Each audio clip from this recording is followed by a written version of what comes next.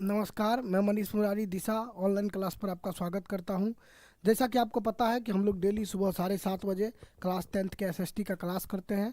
Class 10th में हम लोग अभी जो है पढ़ रहे हैं, है ना। क्लास 10th में हम लोग क्रैश कोर्स कर रहे हैं और क्रैश कोर्स में आप लोग को पता है क्रैश कोर्स हम लोग कर रहे हैं।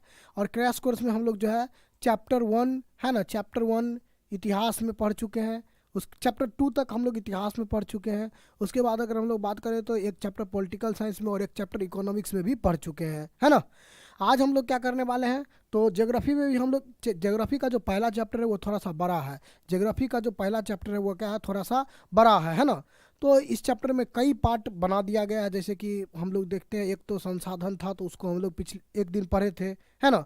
उसके बाद हम लोग आज प्राकृतिक संसाधन पढ़ेंगे। फिर आगे हम लोग जल संसाधन, वन संसाधन, खनिज संसाधन, ऊर्जा संसाधन, जितना भी संसाधन है सबको हम लोग पढ़ने वाले हैं एक एक करके, है ना। सारे संसाधन के बारे में हम लोग एक एक करके क्या करने वाले हैं, पढ़ने वाले हैं। एक एक करके हम लोग क्या करने वाले हैं, जानने वाले हैं।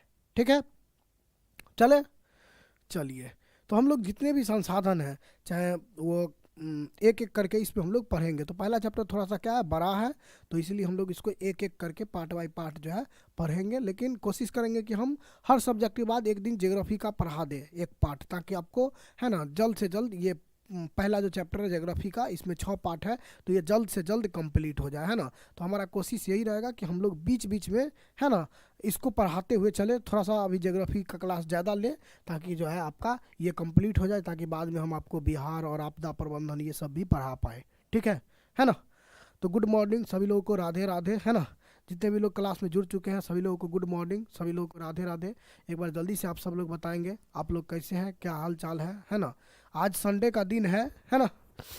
आज संडे का दिन है, फिर भी हम लोग क्लास कर रहे हैं। तो संडे हो या मंडे, हम लोग को क्या करना है, क्लास करते रहना है। ठीक, चलिए। तभी तो हम लोग सिलेबस को कंप्लीट करेंगे 60 दिन के अंदर। और 60 दिन के हम लोग अंदर कंप्लीट करेंगे सिलेबस को, और आपको साथ ही साथ कंप्लीट करते जाना है। ऐसा नहीं कि बाद में सर बैकलॉग लग गया है, सर ये हो गया, सर वो हो गया, ये सब बोलना नहीं है ना।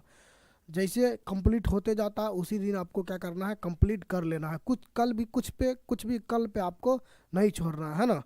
कल पे कुछ भी आपको नहीं छोड़ना है। आज का आज जो है कंप्लीट करना है ना। उल्टा गिनती शुरू हो चुका है। आप समझिए कि आप लोग का 15-14 फरवरी से मैट्रिक का एग्ज़ाम होना है। और एक तरीक़ा से आज हम लोग देखें तो आपका 1 तारीख है ना। 1 दिसंबर आ चुका है, 1 दिसंबर आ चुका है। तो आपके पास जो है लगभग 75 दिन का भी समय है। और हम लोग जो है अब 50 दिन के अंदर जो है इस सिलेबस को कंप्लीट करेंगे, और लास्ट में 15 दिन अपना रिवीजन चलेगा। ठीक है, लास्ट में 15 दिन में आपका हो जाएगा रामबाण, तांडव, है ना, अंतिम प्रहार, ये सब चीज़ जो है लास्ट के 15 दिन में आपका चलेगा। तो स्टार्ट करते हैं हम लोग, देखते हैं क्लास को। पढ़ने वाले हम लोग बिहार बोर्ड मैट्रिक परीक्षा, बिहार बोर्ड मैट्रिक परीक्षा, है ना, 2025 के लिए। बिहार बोर्ड मैट्रिक परीक्षा 2025 के लिए हम लोग पढ़ाई कर रहे हैं क्रैश कोर्स। क्या कर रहे हैं, क्रैश कोर्स। और ज्योग्राफी चल रहा है आपका, भूगोल जो है आपका चल रहा है ना। और ज्योग्राफी में जो चैप्टर है पहला का क, उसका नाम है प्राकृतिक संसाधन। और इसी को हम लोग पढ़ रहे हैं, प्राकृतिक संसाधन, है ना। पहला चैप्टर का क नंबर जो भाग है प्राकृतिक संसाधन, इसको हम लोग पढ़ेंगे।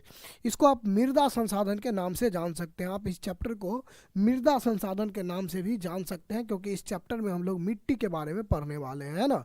मिट्टी, जो मिट्टी, ये भी हम लोग के लिए क्या है। जैसे हम लोग जाने थे संसाधन, संसाधन किसको कहते हैं, तो वे सभी वस्तुएं जो हमारे जीवन के लिए उपयोगी है, उसी को हम लोग क्या कहते हैं, संसाधन कहते हैं। तो मिट्टी, मिट्टी भी हमारे क्या है, मिट्टी भी जो है हमारे, है ना, मिट्टी हमारे जीवन के लिए बहुत ज़्यादा उपयोगी है। अगर मिट्टी ना हो तो हम लोग को भोजन ही ना मिले, अगर मिट्टी ना हो तो हम लोग को क्या नहीं मिले, भोजन ही नहीं मिले, खेती कहाँ होगा, है ना, खेती कहाँ होगा। तो इस वजह से जो है ना, मृदा संसाधन का बहुत ज़्यादा महत्व है हमारे जीवन में, बहुत ज़्यादा ज़रूरी है। धरती माता, है ना, तो उसके बारे में ही हम लोग इस चैप्टर में पढ़ने वाले हैं। ठीक है, चलिए। तो हम लोग मृदा संसाधन के बारे में इस चैप्टर में, पूरे चैप्टर में हम लोग पढ़ेंगे, समझेंगे और जानेंगे। तो स्टार्ट किया जाता है ना। और देखते हैं हम लोग एक एक करके। ठीक है, एक एक करके चीज़ों को हम लोग देखते हैं और समझते हैं। चलें, चलिए। कह रहा है भूमि संसाधन। भूमि संसाधन के बारे में हम लोग जानते हैं, है ना। भूमि संसाधन के बारे में हम लोग जानते हैं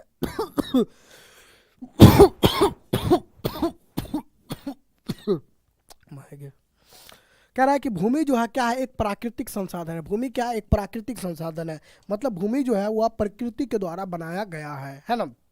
भूमि भगवान के द्वारा बनाया गया एक संसाधन है। हम लोग तो यहाँ नहीं बनाए हैं इसको, तो इसीलिए कहा गया कि भूमि क्या है, एक प्राकृतिक संसाधन है।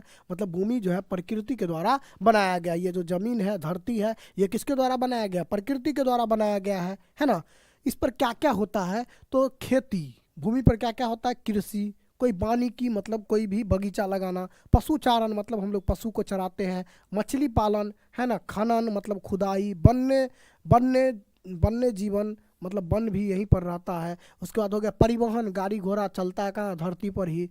संचार है ना, जैसे आर्थिक क्रिया भूमि पर ही क्या होता है, संपन्न होता है। इसी कारण भूमि को क्या कहा गया, एक मौलिक संसाधन कहा गया है। बोला है कि भूमि पर बहुत सारा काम होता है। जैसे आपको खेती करना है तो इसके लिए क्या चाहिए, ज़मीन चाहिए। अगर आपको खेती करना है तो इसके लिए ज़मीन चाहिए। अगर आपको पेड़ लगाना है तो इसके लिए ज़मीन चाहिए। अगर आपको है ना कोई बाइक चलाना है तो इसके लिए ज़मीन चाहिए, है ना। तो मछली पालन करना है तो इसके लिए ज़मीन चाहिए। पशु को चराना है तो इसके लिए ज़मीन चाहिए। तो अगर हम लोग बात करें, है ना, ठीक है, अगर हम लोग बात करें तो लगभग हर काम के लिए ज़मीन चाहिए। बिना ज़मीन का कोई काम हो सकता है, नहीं हो सकता है। तो ज़मीन जो है हर काम के लिए हम लोग को चाहिए, है ना। हर काम के लिए हम लोग को ज़मीन चाहिए। इसीलिए ज़मीन क्या है, एक मौलिक संसाधन है। मौलिक मतलब बहुत ज़रूरी, बहुत ज़रूरी, एकदम हमको ज़रूरी है ही इसका, बिना इसके काम नहीं चल सकता है। तो दो बात आपको भूमि के बारे में ध्यान रखना है। एक, भूमि क्या हो गया, प्राकृतिक संसाधन हो गया, मतलब प्रकृति के द्वारा बनाया गया है। और दूसरा ये क्या हो गया, मौलिक संसाधन हो गया। ऑब्जेक्टिव में पूछेगा भूमि कैसा संसाधन है, तो ऑप्शन में अगर आपको दिख जाए प्राकृतिक या मौलिक, तो ये आप लगा सकते हैं आंसर, है ना। प्राकृतिक संसाधन है और मौलिक संसाधन है। भूमि को हम लोग क्या कहेंगे, प्राकृतिक संसाधन कहेंगे और मौलिक संसाधन भी कहेंगे। प्राकृतिक क्यों कहेंगे, तो ये प्रकृति के द्वारा बनाया गया इसीलिए इसको प्राकृतिक कहेंगे। और मौलिक क्यों कहेंगे, तो भूमि पर ही सारा काम होता है, जितना भी आर्थिक क्रिया है सब भूमि पर ही होता है। तो इस वजह से इसको हम लोग क्या कहते हैं, मौलिक संसाधन कहते हैं। इसको हम लोग क्या कहते हैं, मौलिक संसाधन कहते हैं। ठीक है ना, समझ गए दोनों बात। चले आगे हम लोग नेक्स्ट। यहाँ तक कोई दिक्कत, भूमि क्या कैसा संसाधन है, प्राकृतिक संसाधन है। भूमि कैसा संसाधन है, तो मौलिक संसाधन है। ठीक, नेक्स्ट कह रहा है कि भारत में भूमि का भौतिक स्वरूप। अब भूमि के भौतिक स्वरूप को है ना हम लोग तीन भागों में बांटते हैं। हमारा जो धरती है इसमें मैदानी क्षेत्र कितना है, मैदानी मतलब जो एकदम समतल हो। मैदान का मतलब क्या है, जो एकदम समतल हो, एकदम बराबर हो, उसको हम लोग क्या कहेंगे, मैदानी क्षेत्र कहेंगे। उसको हम लोग क्या कहेंगे, मैदानी क्षेत्र कहेंगे। तो भारत में मैदानी क्षेत्र है 43%। कितना है, 43%, 43% जो है मैदानी क्षेत्र आपका है। उसके बाद पर्वत का बात करें कितना है, तो 30% पर्वत है। और पठार कितना है, तो 27% पठार है ना। पर्वत जो होता है वह इस तरीका का, तो मैदानी क्षेत्र हो गया एकदम समतल, एकदम सीधा जमीन है, एकदम बराबर जमीन है, तो हो गया मैदानी क्षेत्र।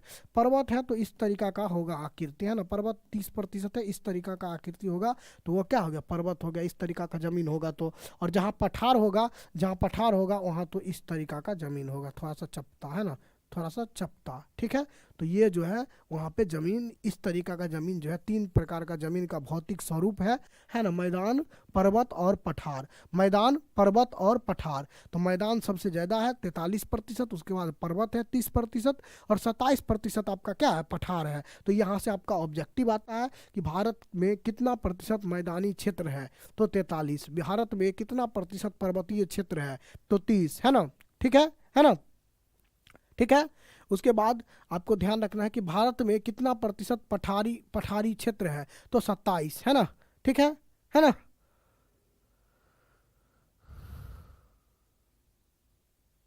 चले आगे, चलिए आगे आपका है मिट्टी के बारे में। हम लोग जानते हैं, हम लोग जान लिए भूमि पर जो सबसे इम्पोर्टेंट है वो क्या है, मिट्टी ही है। हम लोग मिट्टी के बारे में, चाहे पर्वत पर हो तो वहाँ भी मिट्टी है, पठार पर जाए तो वहाँ भी मिट्टी है ना। पठार पर जाए तो वहाँ भी मिट्टी है, और मैदानी क्षेत्र में जाए तो वहाँ भी क्या है, मिट्टी है। हर जगह आपको मिट्टी दिख जाएगा। तो इसीलिए इस पूरे चैप्टर में हम लोग जो है मिट्टी के बारे में जानेंगे। किसके बारे में, मिट्टी के बारे में हम लोग जानेंगे, है ना। भूमि है तो मतलब मिट्टी है, भूमि है तो क्या है, मिट्टी है। ठीक है, ये आपको ध्यान रखना है, भूमि है तो मिट्टी है। तो मिट्टी के बारे में हम लोग जानते हैं, मिट्टी क्या होता है, मिट्टी कितने प्रकार का होता है ना। इसको हम लोग समझते हैं, इसको हम लोग जानते हैं। ठीक है, चलिए सर इसको लिखना भी है। देखिए अगर आपके पास टाइम है तो कॉन्सेप्ट लिख सकते हैं, ये तो कॉन्सेप्ट है, नहीं तो क्वेश्चन आंसर जो इसका होगा उसको ज़रूर लिखिएगा। ये ना भी लिखिएगा तो क्वेश्चन आंसर ज़रूर लिखिएगा, है ना। अगर आप नोट्स प्रिंट करा लिए होंगे तो इसको लिखने का ज़रूरत नहीं है, पहले से लिखे हैं तो ठीक है, नहीं तो लास्ट समय में हम नहीं कहेंगे कि नोट्स को लिखिए, है ना। हाँ, लेकिन जो क्वेश्चन आंसर आपको इसके साथ मिलेगा, नोट्स के साथ अगर आपको क्वेश्चन आंसर मिलेगा, है ना, तो उसको आपको लिखना है, क्वेश्चन आंसर को खुद के भाषा में लिखना है ना। लेकिन नोट्स लिखने का कोई ज़्यादा ज़रूरी नहीं है। अब पहले से लिखे हैं तो बहुत ही अच्छा है, अब लिखिएगा तो हमको लगता है थोड़ा दिक्कत आपको होगा, उतना टाइम नहीं मिल पाएगा। लिखना तो ज़रूरी है लेकिन उतना टाइम आपको नहीं मिल पाएगा, इसीलिए आपको हम बोल रहे हैं सिर्फ क्वेश्चन आंसर अब लिख लीजिएगा, ठीक है ना। ठीक है, सिर्फ क्वेश्चन आंसर को अब लिख लीजिएगा। जो लोग पहले से लिखे हुए हैं, एकदम जो फाउंडेशन बैच में जो लोग थे शुरू से और वो लोग लिखे हैं तो उनके लिए अच्छा है, वो पूरा लिख लिए हैं तो उनके लिए बहुत ही अच्छा है। लेकिन जो अब क्रैश कोर्स वाले बच्चे हैं उनको लिखना थोड़ा सा मुश्किल होगा, तो इसीलिए हम कह रहे हैं कि सिर्फ क्वेश्चन आंसर लिख लीजिएगा, है ना, काफ़ी हो जाएगा। ठीक है, चले, और इसका नोट्स निकाल लीजिएगा, हम आपको जब नोट्स देंगे तो प्रिंट करा के उसको नोट्स निकाल लीजिएगा, उसी से पढ़िएगा, ठीक है ना। तो देखते हैं मिट्टी हम लोग किसको कहते हैं। मृदा, मृदा मतलब क्या होता है, मिट्टी। मृदा को हम लोग अपने भाषा, आम भाषा में क्या कहते हैं, मिट्टी के नाम से, इसी को तो हम लोग जानते हैं, इसी को तो हम लोग कहते हैं मिट्टी, है ना। मिट्टी को तो सब लोग देखे ही होंगे, ऐसा कोई लोग है जो मिट्टी को नहीं देखे हैं, ऐसा कोई लोग नहीं है जो मिट्टी को नहीं देखे हैं, सब लोग हम लोग मिट्टी को देखे हैं, है ना। मिट्टी हम लोग को नीचे दिख जाता है मिट्टी, है ना, तो मिट्टी हम सब लोग देखे हैं। मिट्टी हम लोग कहते किसको हैं, तो कह रहा है कि असंगठित पदार्थों से निर्मित, असंगठित पदार्थों से निर्मित पृथ्वी की सबसे ऊपरी परत, है ना, पृथ्वी की सबसे ऊपरी परत मिट्टी कहलाता है या मृदा कहलाता है। बोला असंगठित पदार्थों से मिला हुआ, असंगठित पदार्थों से बना हुआ। असंगठित मतलब जो मतलब फिक्स नहीं है कि क्या क्या चीज़ उसमें मिला हुआ है, कुछ कुछ चीज़ मिल करके और बन गया, है ना, कुछ कुछ चीज़ मिल करके और बना हुआ पृथ्वी का जो सबसे ऊपरी परत है उसी को हम लोग क्या कहते हैं, मिट्टी कहते हैं। उसी को हम लोग क्या कहते हैं, मृदा कहते हैं, या उसी को हम लोग क्या कहते हैं, उसी को हम लोग मिट्टी कहते हैं। ठीक है ना। सारा क्वेश्चन आंसर लिखना है, देखिए ये आप पर डिपेंड करेगा। अगर टाइम आपके पास ठीक ठाक लग रहा है बच्चे तो पूरा क्वेश्चन आंसर लिख लीजिए, और अगर टाइम का थोड़ा कमी लग रहा है तो कम से कम क्वेश्चन बैंक का क्वेश्चन आंसर जरूर लिखिए, जो पूछा हुआ क्वेश्चन आंसर है ना, उसको जरूर लिखना है। ठीक है, तो दोनों चीज़ आपको हम ऑप्शन दे रहे हैं। अगर आपके पास टाइम ठीक ठाक लग रहा है, आप टाइम मैनेज कर ले रहे हैं तो पूरा लिख लीजिए, है ना, पूरा क्वेश्चन आंसर लिख लीजिए एक बार। और अगर आप मतलब लग रहा है कि टाइम का थोड़ा कमी हो रहा है ना, तो आप सिर्फ क्वेश्चन बैंक का क्वेश्चन आंसर लिख लीजिए, काफ़ी होगा। ठीक है ना, उसका प्रैक्टिस कर लीजिए और पढ़ लीजिए पूरा नोट्स से। ठीक है, चलिए, तो हम लोग मिट्टी किसको कहते हैं, तो इतना भी आप लिख सकते हैं, पृथ्वी के सबसे ऊपरी परत को ही मिट्टी कहते हैं। पृथ्वी का जो सबसे ऊपरी परत है उसी को क्या कहते हैं, मिट्टी कहते हैं। या पूरा परिभाषा लिखना है तो आपको ये लिखिए, असंगठित पदार्थों से निर्मित और असंगठित पदार्थों से बना हुआ पृथ्वी की सबसे ऊपरी पतली परत को मिट्टी कहा जाता है ना। पृथ्वी की सबसे ऊपरी पतली परत को क्या कहा जाता है, मिट्टी कहा जाता है। ठीक, ये हम लोग समझ लिए मिट्टी क्या है। अगर आपसे पूछे तो आपको बता देना है ना। पृथ्वी की सबसे ऊपरी परत को हम लोग मिट्टी कहते हैं।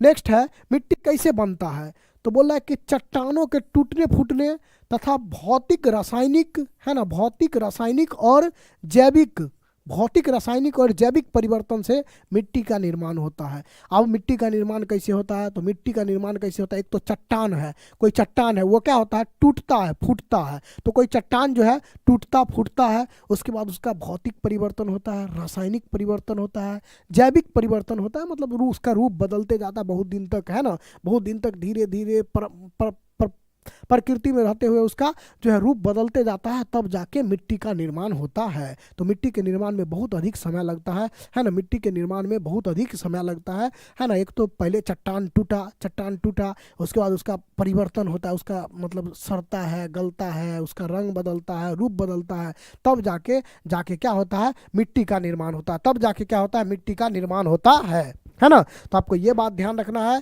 कि मिट्टी का निर्माण कैसे होता है, चट्टानों के टूटने फूटने से और उसका भौतिक रासायनिक और जैविक परिवर्तन से मिट्टी का निर्माण होता है। पहले क्या होता है, चट्टान टूटता है फूटता है और फिर उसका परिवर्तन होते रहता है, मतलब बहुत दिन तक सड़ते गलते रहता है, उसका भौतिक रासायनिक और जैविक तीनों परिवर्तन होता है। उसके बाद जो है क्या होता है, मिट्टी का निर्माण होता है। उसके बाद क्या होता है, मिट्टी का निर्माण होता है। ठीक, आगे है मिट्टी जो है वह परितंत्र का एक महत्वपूर्ण घटक है। मिट्टी जो है परितंत्र यानी पर्यावरण का क्या है, एक महत्वपूर्ण घटक है। बोला हमारा जो परितंत्र है मतलब हमारे चारों ओर का जो सिस्टम है जो हमको दिख रहा है, इसमें सबसे महत्वपूर्ण क्या है, मिट्टी जो है सबसे महत्वपूर्ण घटक है ना।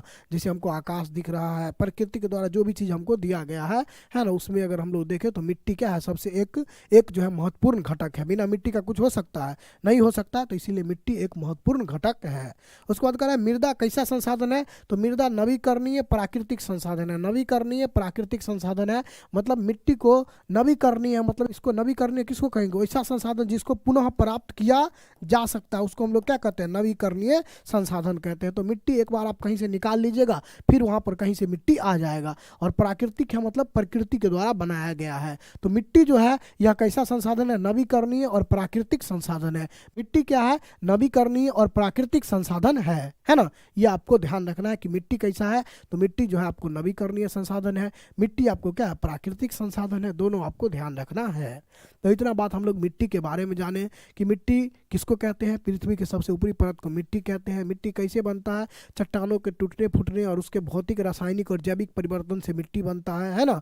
और उसके बाद हम लोग जाने कि मिट्टी कैसा संसाधन है, तो मिट्टी नवीकरणीय संसाधन है और मिट्टी प्राकृतिक संसाधन है। मिट्टी क्या है, नवीकरणीय संसाधन है और मिट्टी प्राकृतिक संसाधन है। ठीक है ना।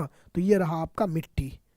चले हम लोग आगे, चलिए ज्योग्राफी का नोट्स थोड़ा सा टाइम लगेगा, मिलेगा उसमें।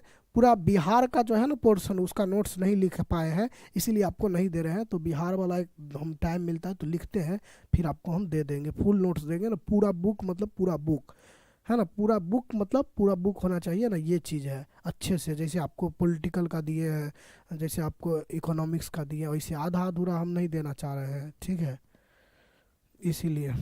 चले आगे है मृदा निर्माण के कारक। मिट्टी के निर्माण का क्या कारक है ना। थोड़ा हमारा मानना है कि 1-2 दिन लेट हो, लेकिन आपको बेहतर मिलना चाहिए है ना, जिससे आप पूरा 100% आपके पास रहे और आप अच्छा से उसको जो है अच्छा से अपने हिसाब से उसको यूज कर पाए, है ना। चाहे नोट्स हो, चाहे को बुक का क्वेश्चन आंसर हो, चाहे क्वेश्चन बैंक का क्वेश्चन आंसर हो, है ना, सब उसमें रहता है। ठीक है, हमारे नोट्स में सब कुछ आपको देखने को मिल जाएगा और इससे क्वेश्चन बाहर आने का संभावना समझ लीजिए नहीं है ना। 90% क्वेश्चन हम कह सकते हैं आपको दावा के साथ कि जो हम नोट्स आपको दे रहे हैं उससे आएगा। 90% क्वेश्चन, 90% क्वेश्चन जो आपको नोट्स मिल रहा है उस नोट्स से ही 90% क्वेश्चन आएगा और 50% ये आपको बनाना है, इतना समझ लीजिए। चले तो हम लोग समझते हैं मृदा निर्माण के कारक, है ना, मृदा निर्माण के कारक, है ना। मृदा निर्माण के कारक यानी मिट्टी का निर्माण कैसे होता है। जैसे अभी आप लोग सेंटअप एग्जाम दिए होंगे तो उस नोट्स से मिलाकर देख लीजिए कितना % क्वेश्चन मैच करता है। नोट्स से आपको मिल जाएगा पूरा क्वेश्चन, बस 10% कुछ नया क्वेश्चन जो सेट होता है ना वो आपको नहीं मिलेगा, बाद बाकी पूरा क्वेश्चन आपको नोट्स में मिल जाएगा, है ना। जैसे 2 विषय का आपको नोट्स दिया, उससे आप क्वेश्चन, इसका क्वेश्चन मिला, ये सेंटअप एग्जाम का क्वेश्चन मिल रहा है कि नहीं मिल रहा है, पूरा मिल रहा होगा। या कोई मंथली एग्जाम का क्वेश्चन देख लीजिए, है ना। तो इसीलिए चाहे कोई मॉडल पेपर का क्वेश्चन देख लीजिए, कोई चीज़ का क्वेश्चन देख लीजिए, है ना, तो आपको क्या होगा, है ना। सर आप लिखते हैं या टाइपिस्ट से लिखवाते हैं। देखिए लिखते तो हम हैं, है ना, लिख के तो हमको देना पड़ता है ना, लेकिन बाद में उसको टाइपिस्ट जो है उसको लिखता है, प्रिंट मतलब टाइप करता है टाइपिस्ट, लेकिन आंसर तो हमको लिख के देना पड़ता है ना पूरा। ठीक है, नेक्स्ट आपका है मृदा निर्माण के कारक। मिट्टी का निर्माण के लिए क्या क्या चीज़ जिम्मेवार है, मिट्टी का निर्माण के लिए क्या क्या चीज़ जिम्मेवार है, ये हम लोग से पूछा जा रहा है ना। मिट्टी के निर्माण के लिए क्या क्या चीज़ जिम्मेवार है ना। ठीक है, मिट्टी के निर्माण के लिए क्या क्या चीज़ जिम्मेवार है ये हम लोग से पूछा जा रहा है। तो एक हो गया ऊंचा वच यानी धराकृति, मतलब धरती का आकृति। धरती का आकृति पर मिट्टी डिपेंड करता है कि धरती का आकृति कैसा है। धरती मान लो पर्वत है या पठार है या मैदान है, क्या है ना, जैसा होगा वैसा मिट्टी वहाँ पर होगा। अगर पर्वत होगा तो पर्वतीय मिट्टी होगा, अगर मैदान होगा तो वहाँ पर जलोढ़ मिट्टी पाया जाएगा, अगर मान लो कि पठार होगा तो वहाँ पठारी मिट्टी पाया जाएगा। तो मिट्टी का निर्माण क्या क्या चीज़ पर डिपेंड करता है, तो पहला है धराकृति यानी ऊंचा वच। ऊंचा वच कहने का मतलब है कि वहाँ पर धरती कैसा है, पर्वतीय है या पठारी है या मैदानी है। जैसा जैसा क्या होगा वहाँ पर आकृति होगा, धरती का आकृति होगा, उस हिसाब से वहाँ पर क्या होगा, मिट्टी होगा। जहाँ पर मान लो कि पर्वतीय मिट्टी है तो वहाँ पर जहाँ पर अगर आपको पर्वतीय क्षेत्र है वहाँ क्या होगा, पर्वतीय मिट्टी पाया जाएगा। जहाँ अगर मैदानी क्षेत्र है वहाँ दूसरा मिट्टी पाया जाएगा। जहाँ पठारी क्षेत्र है वहाँ दूसरा मिट्टी पाया जाएगा। तो मिट्टी मिट्टी मिट्टी जो है डिपेंड करता है किस पर, तो धराकृति पर, धरती के आकृति पर, धरती के आकृति पर।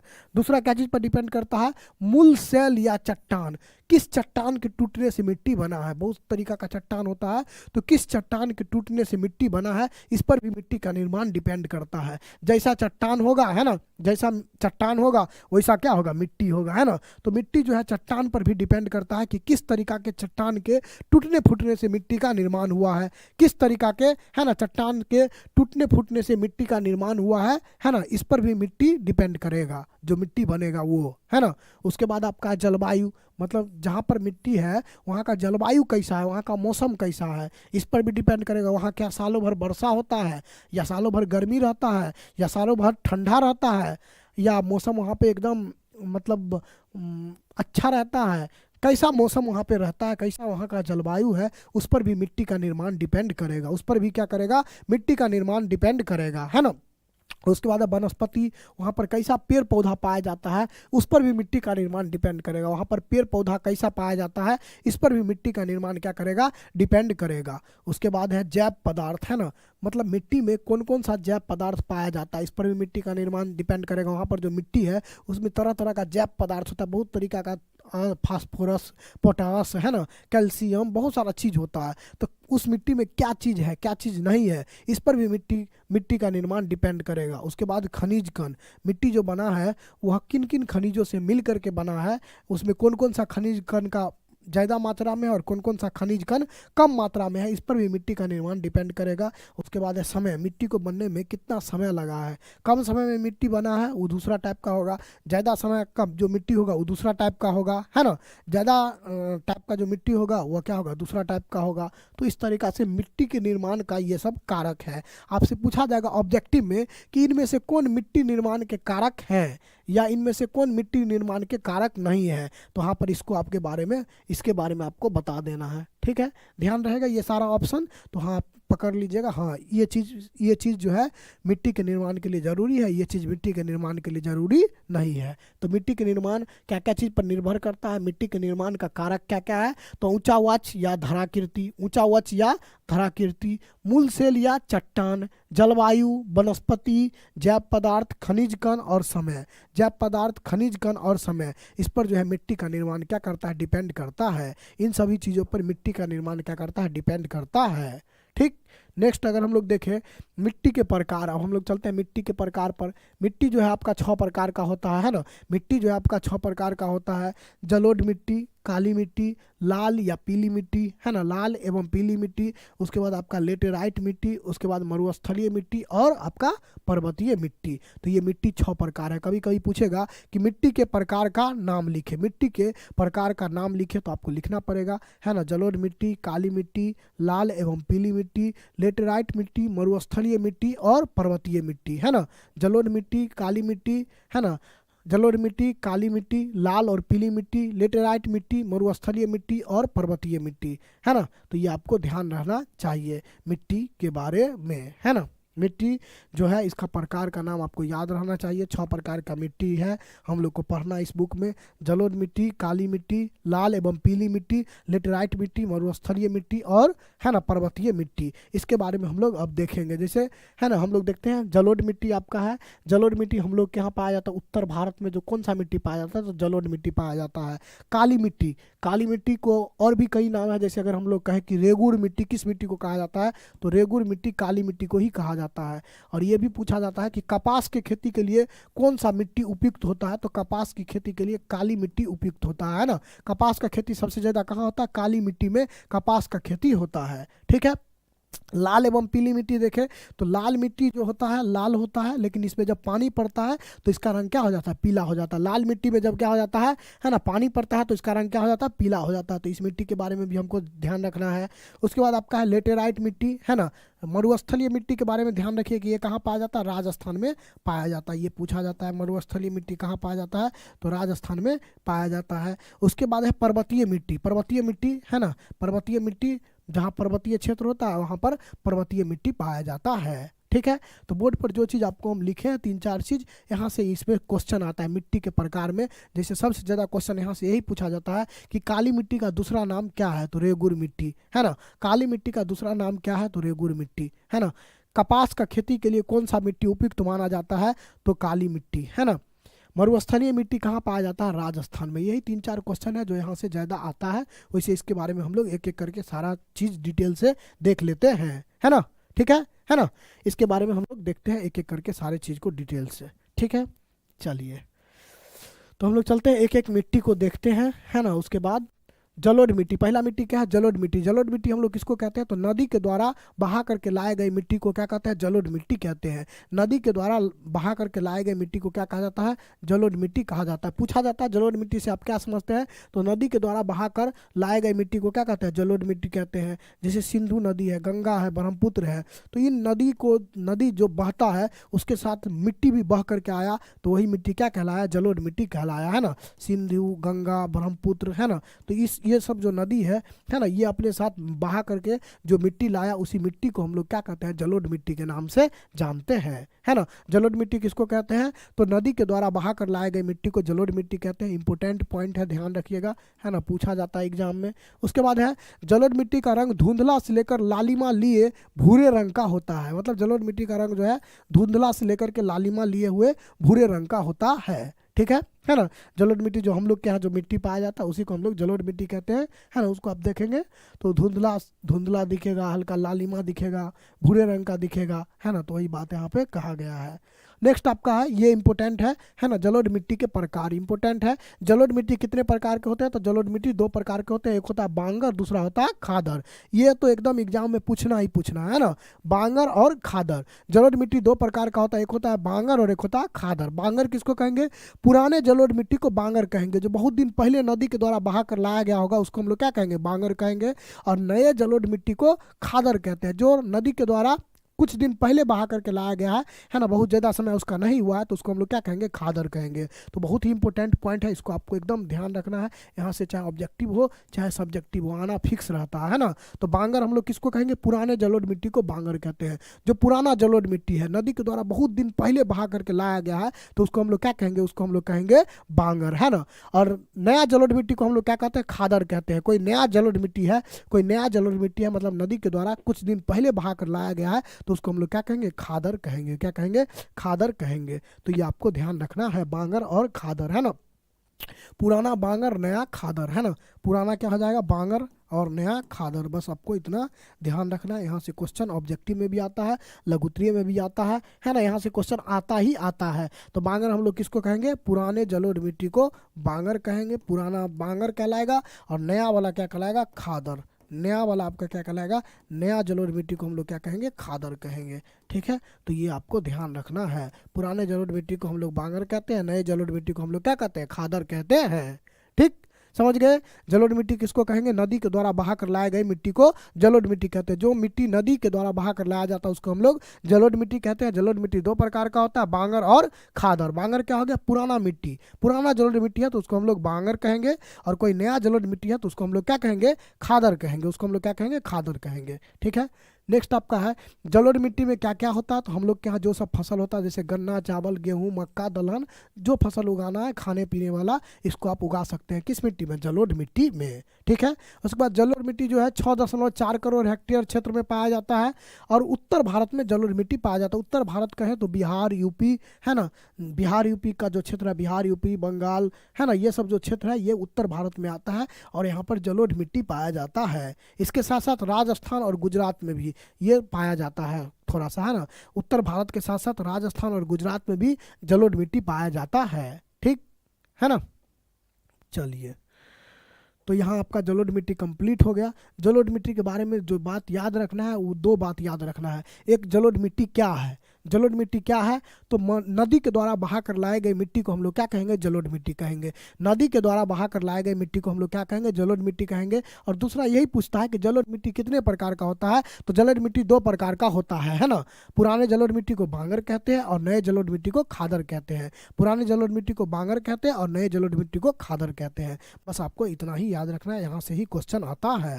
ठीक है, चले अगले मिट्टी पर। अगला मिट्टी आपका काली मिट्टी। काली मिट्टी को हम लोग देखते हैं, है ना। काली मिट्टी को हम लोग देखते हैं और फिर हम लोग आगे चलेंगे। ठीक है, तो काली मिट्टी में कह रहा है कि काली मिट्टी का रंग काला एल्युमिनियम एवं लोह यौगिक के कारण होता है। काली मिट्टी का रंग काला क्यों होता है, तो एल्युमिनियम और लोह यौगिक के कारण। काली मिट्टी में एल्युमिनियम और लोह यौगिक पाया जाता है, इसी के कारण काली मिट्टी का रंग क्या होता है, काला होता है।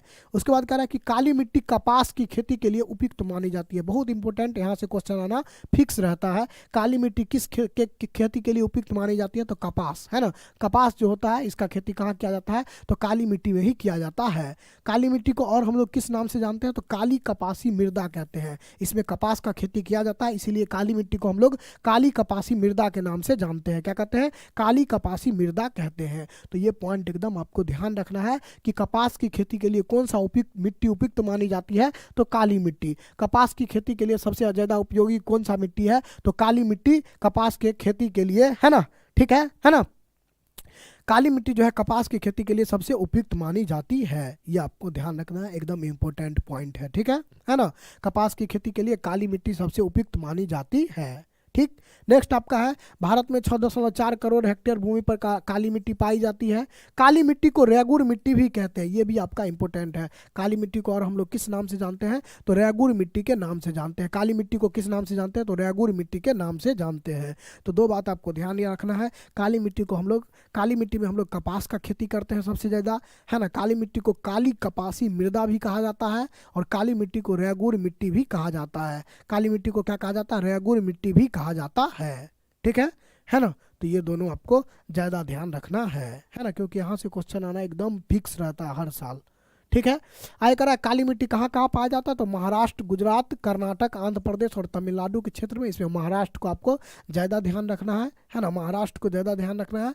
काली मिट्टी महाराष्ट्र, गुजरात, कर्नाटक, आंध्र प्रदेश और तमिलनाडु में पाया जाता है ना। काली मिट्टी में कपास, गन्ना, प्याज, गेहूं और फल का खेती होता है। सब कुछ तो होता है, लेकिन स्पेशल क्या होता है, कपास। कपास जो है यहाँ ये बहुत अधिक क्या है, बहुत अधिक यहाँ कपास जो है प्रसिद्ध है। ठीक है, चले तो काली मिट्टी के बारे में हम लोग समझ लिए। दो पॉइंट ध्यान रखना है, काली मिट्टी में कौन सा चीज़ के लिए उपयुक्त माना जाता है, तो कपास के लिए, है ना। काली मिट्टी का दूसरा नाम क्या है, काली कपासी मृदा, है ना। काली मिट्टी का एक और नाम क्या है, रेगुर मिट्टी। और काली मिट्टी महाराष्ट्र में और गुजरात में पाया जाता है। ठीक,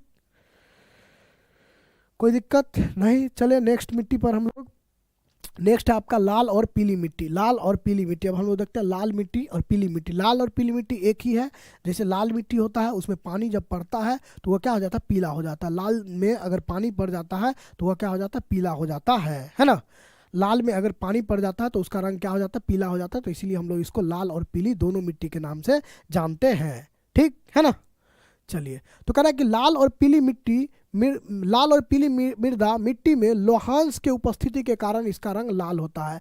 लाल मिट्टी का रंग लाल क्यों होता है, तो लोहांश के उपस्थिति के कारण। लोहांश मतलब आयरन, है ना। इसमें आयरन का मात्रा पाया जाता है, इसीलिए इसका रंग क्या होता है, लाल होता है। अगर आयरन का मात्रा नहीं पाया जाएगा तो दिक्कत इसमें हो जाएगा, है ना। तो आयरन का मात्रा, है ना, पाया जाता है इस मिट्टी में, इसी वजह से इसका रंग क्या होता है, लाल होता है। लाल मिट्टी का रंग लाल क्यों होता है, तो आयरन के उपस्थिति के कारण, लोहांश के उपस्थिति के कारण इसका रंग क्या होता है, लाल होता है ना। लाल मिट्टी का रंग लाल क्यों होता है, तो लोहांश के उपस्थिति के कारण लाल मिट्टी का रंग लाल होता है। आगे कहा कि लाल मिट्टी में जल योजन के पश्चात इसका रंग पीला हो जाता है। तो लाल को पीला बनाना है तो इसके लिए क्या किया जाता है, इसमें पानी मिलाया जाता है ना। लाल मिट्टी में जब पानी मिलाया जाता है तो ये क्या हो जाता है, पीला हो जाता है। उसके बाद कह रहा है लाल मिट्टी भारत में 7.2 करोड़ हेक्टेयर भूमि पर पाया जाता है ना। लाल और पीली मिट्टी आपको तमिलनाडु, कर्नाटक, गोवा, दक्षिणी पूर्वी महाराष्ट्र, आंध्र प्रदेश, उड़ीसा, छोटा नागपुर पठार, मेघालय के पठार में पाया जाता है। तो इतना नाम आपको नहीं ध्यान रखना है, बस ध्यान रखना है तमिलनाडु कर्नाटक में लाल मिट्टी पाया जाता है। कहाँ? तमिलनाडु कर्नाटक में लाल मिट्टी पाया जाता है। अगर ऑब्जेक्टिव में पूछेगा तो यही दोनों में से कोई पूछेगा, है ना। अभी तक कोई से पूछा नहीं है। तो लाल मिट्टी में कुछ ज़्यादा आपको ध्यान नहीं रखना है, बस एक ये पूछा जा सकता है, इसको आपको ध्यान रखना है कि लाल और पीली मिट्टी में लोहांश की उपस्थिति के कारण इसका रंग क्या होता है? लाल होता है। लाल और पीली मिट्टी का रंग लाल क्यों होता है? तो लोहांश की उपस्थिति के कारण इसका रंग लाल होता है। लाल मिट्टी में जब पानी मिलाते हैं तो उसका रंग कैसा हो जाता है? पीला हो जाता है। लाल मिट्टी में जब पानी मिलाते हैं तो उसका रंग कैसा हो जाता है? पीला हो जाता है। और ये जो लाल मिट्टी है ये तमिलनाडु हो गया, कर्नाटक हो गया, यहाँ पर ज़्यादा पाया जाता है। लाल मिट्टी कहाँ पाया जाता है? तमिलनाडु, है ना, ठीक है ना। तमिलनाडु और कर्नाटक में पाया जाता है, ठीक है। चले चलो नेक्स्ट है आपका लेटेराइट मिट्टी। क्या है? लेटेराइट मिट्टी, इसके बारे में हम लोग देखते हैं ना। लेटेराइट मिट्टी के बारे में हम लोग देखते हैं। चले, एक बच्चा बोला सर आप जो पढ़ा रहे हैं उसका नोट्स मिलेगा। आप देखे नहीं अभी तक ऐप में क्या नोट्स पढ़ा हुआ जो हम पढ़ा रहे हैं उसका लगभग मिला हुआ है ना आपको। ज्योग्राफी प्लस पॉलिटिकल और इकोनॉमिक्स का मिला हुआ है, जाके देखिए, बाद बाकी और सबका मिल जाएगा, ठीक है। तो हम लोग देखते हैं लेटेराइट मिट्टी, है ना। लेटेराइट मिट्टी हम लोग देखते हैं, है ना। लेटेराइट मिट्टी के बारे में हम लोग देखते हैं लेटेराइट मिट्टी क्या है, ठीक है ना। लेटेराइट मिट्टी क्या है इसको हम लोग समझते हैं, इसको हम लोग क्या करते हैं? देखते हैं, इसको हम लोग जो है जानते हैं, ठीक है ना। लेटेराइट मिट्टी के बारे में, ठीक है। चलिए, तो ये ज़्यादा इंपॉर्टेंट नहीं है। लेटेराइट मिट्टी मेन आपका जलोढ़ मिट्टी, काली मिट्टी, वहाँ से ज़्यादा क्वेश्चन आता है।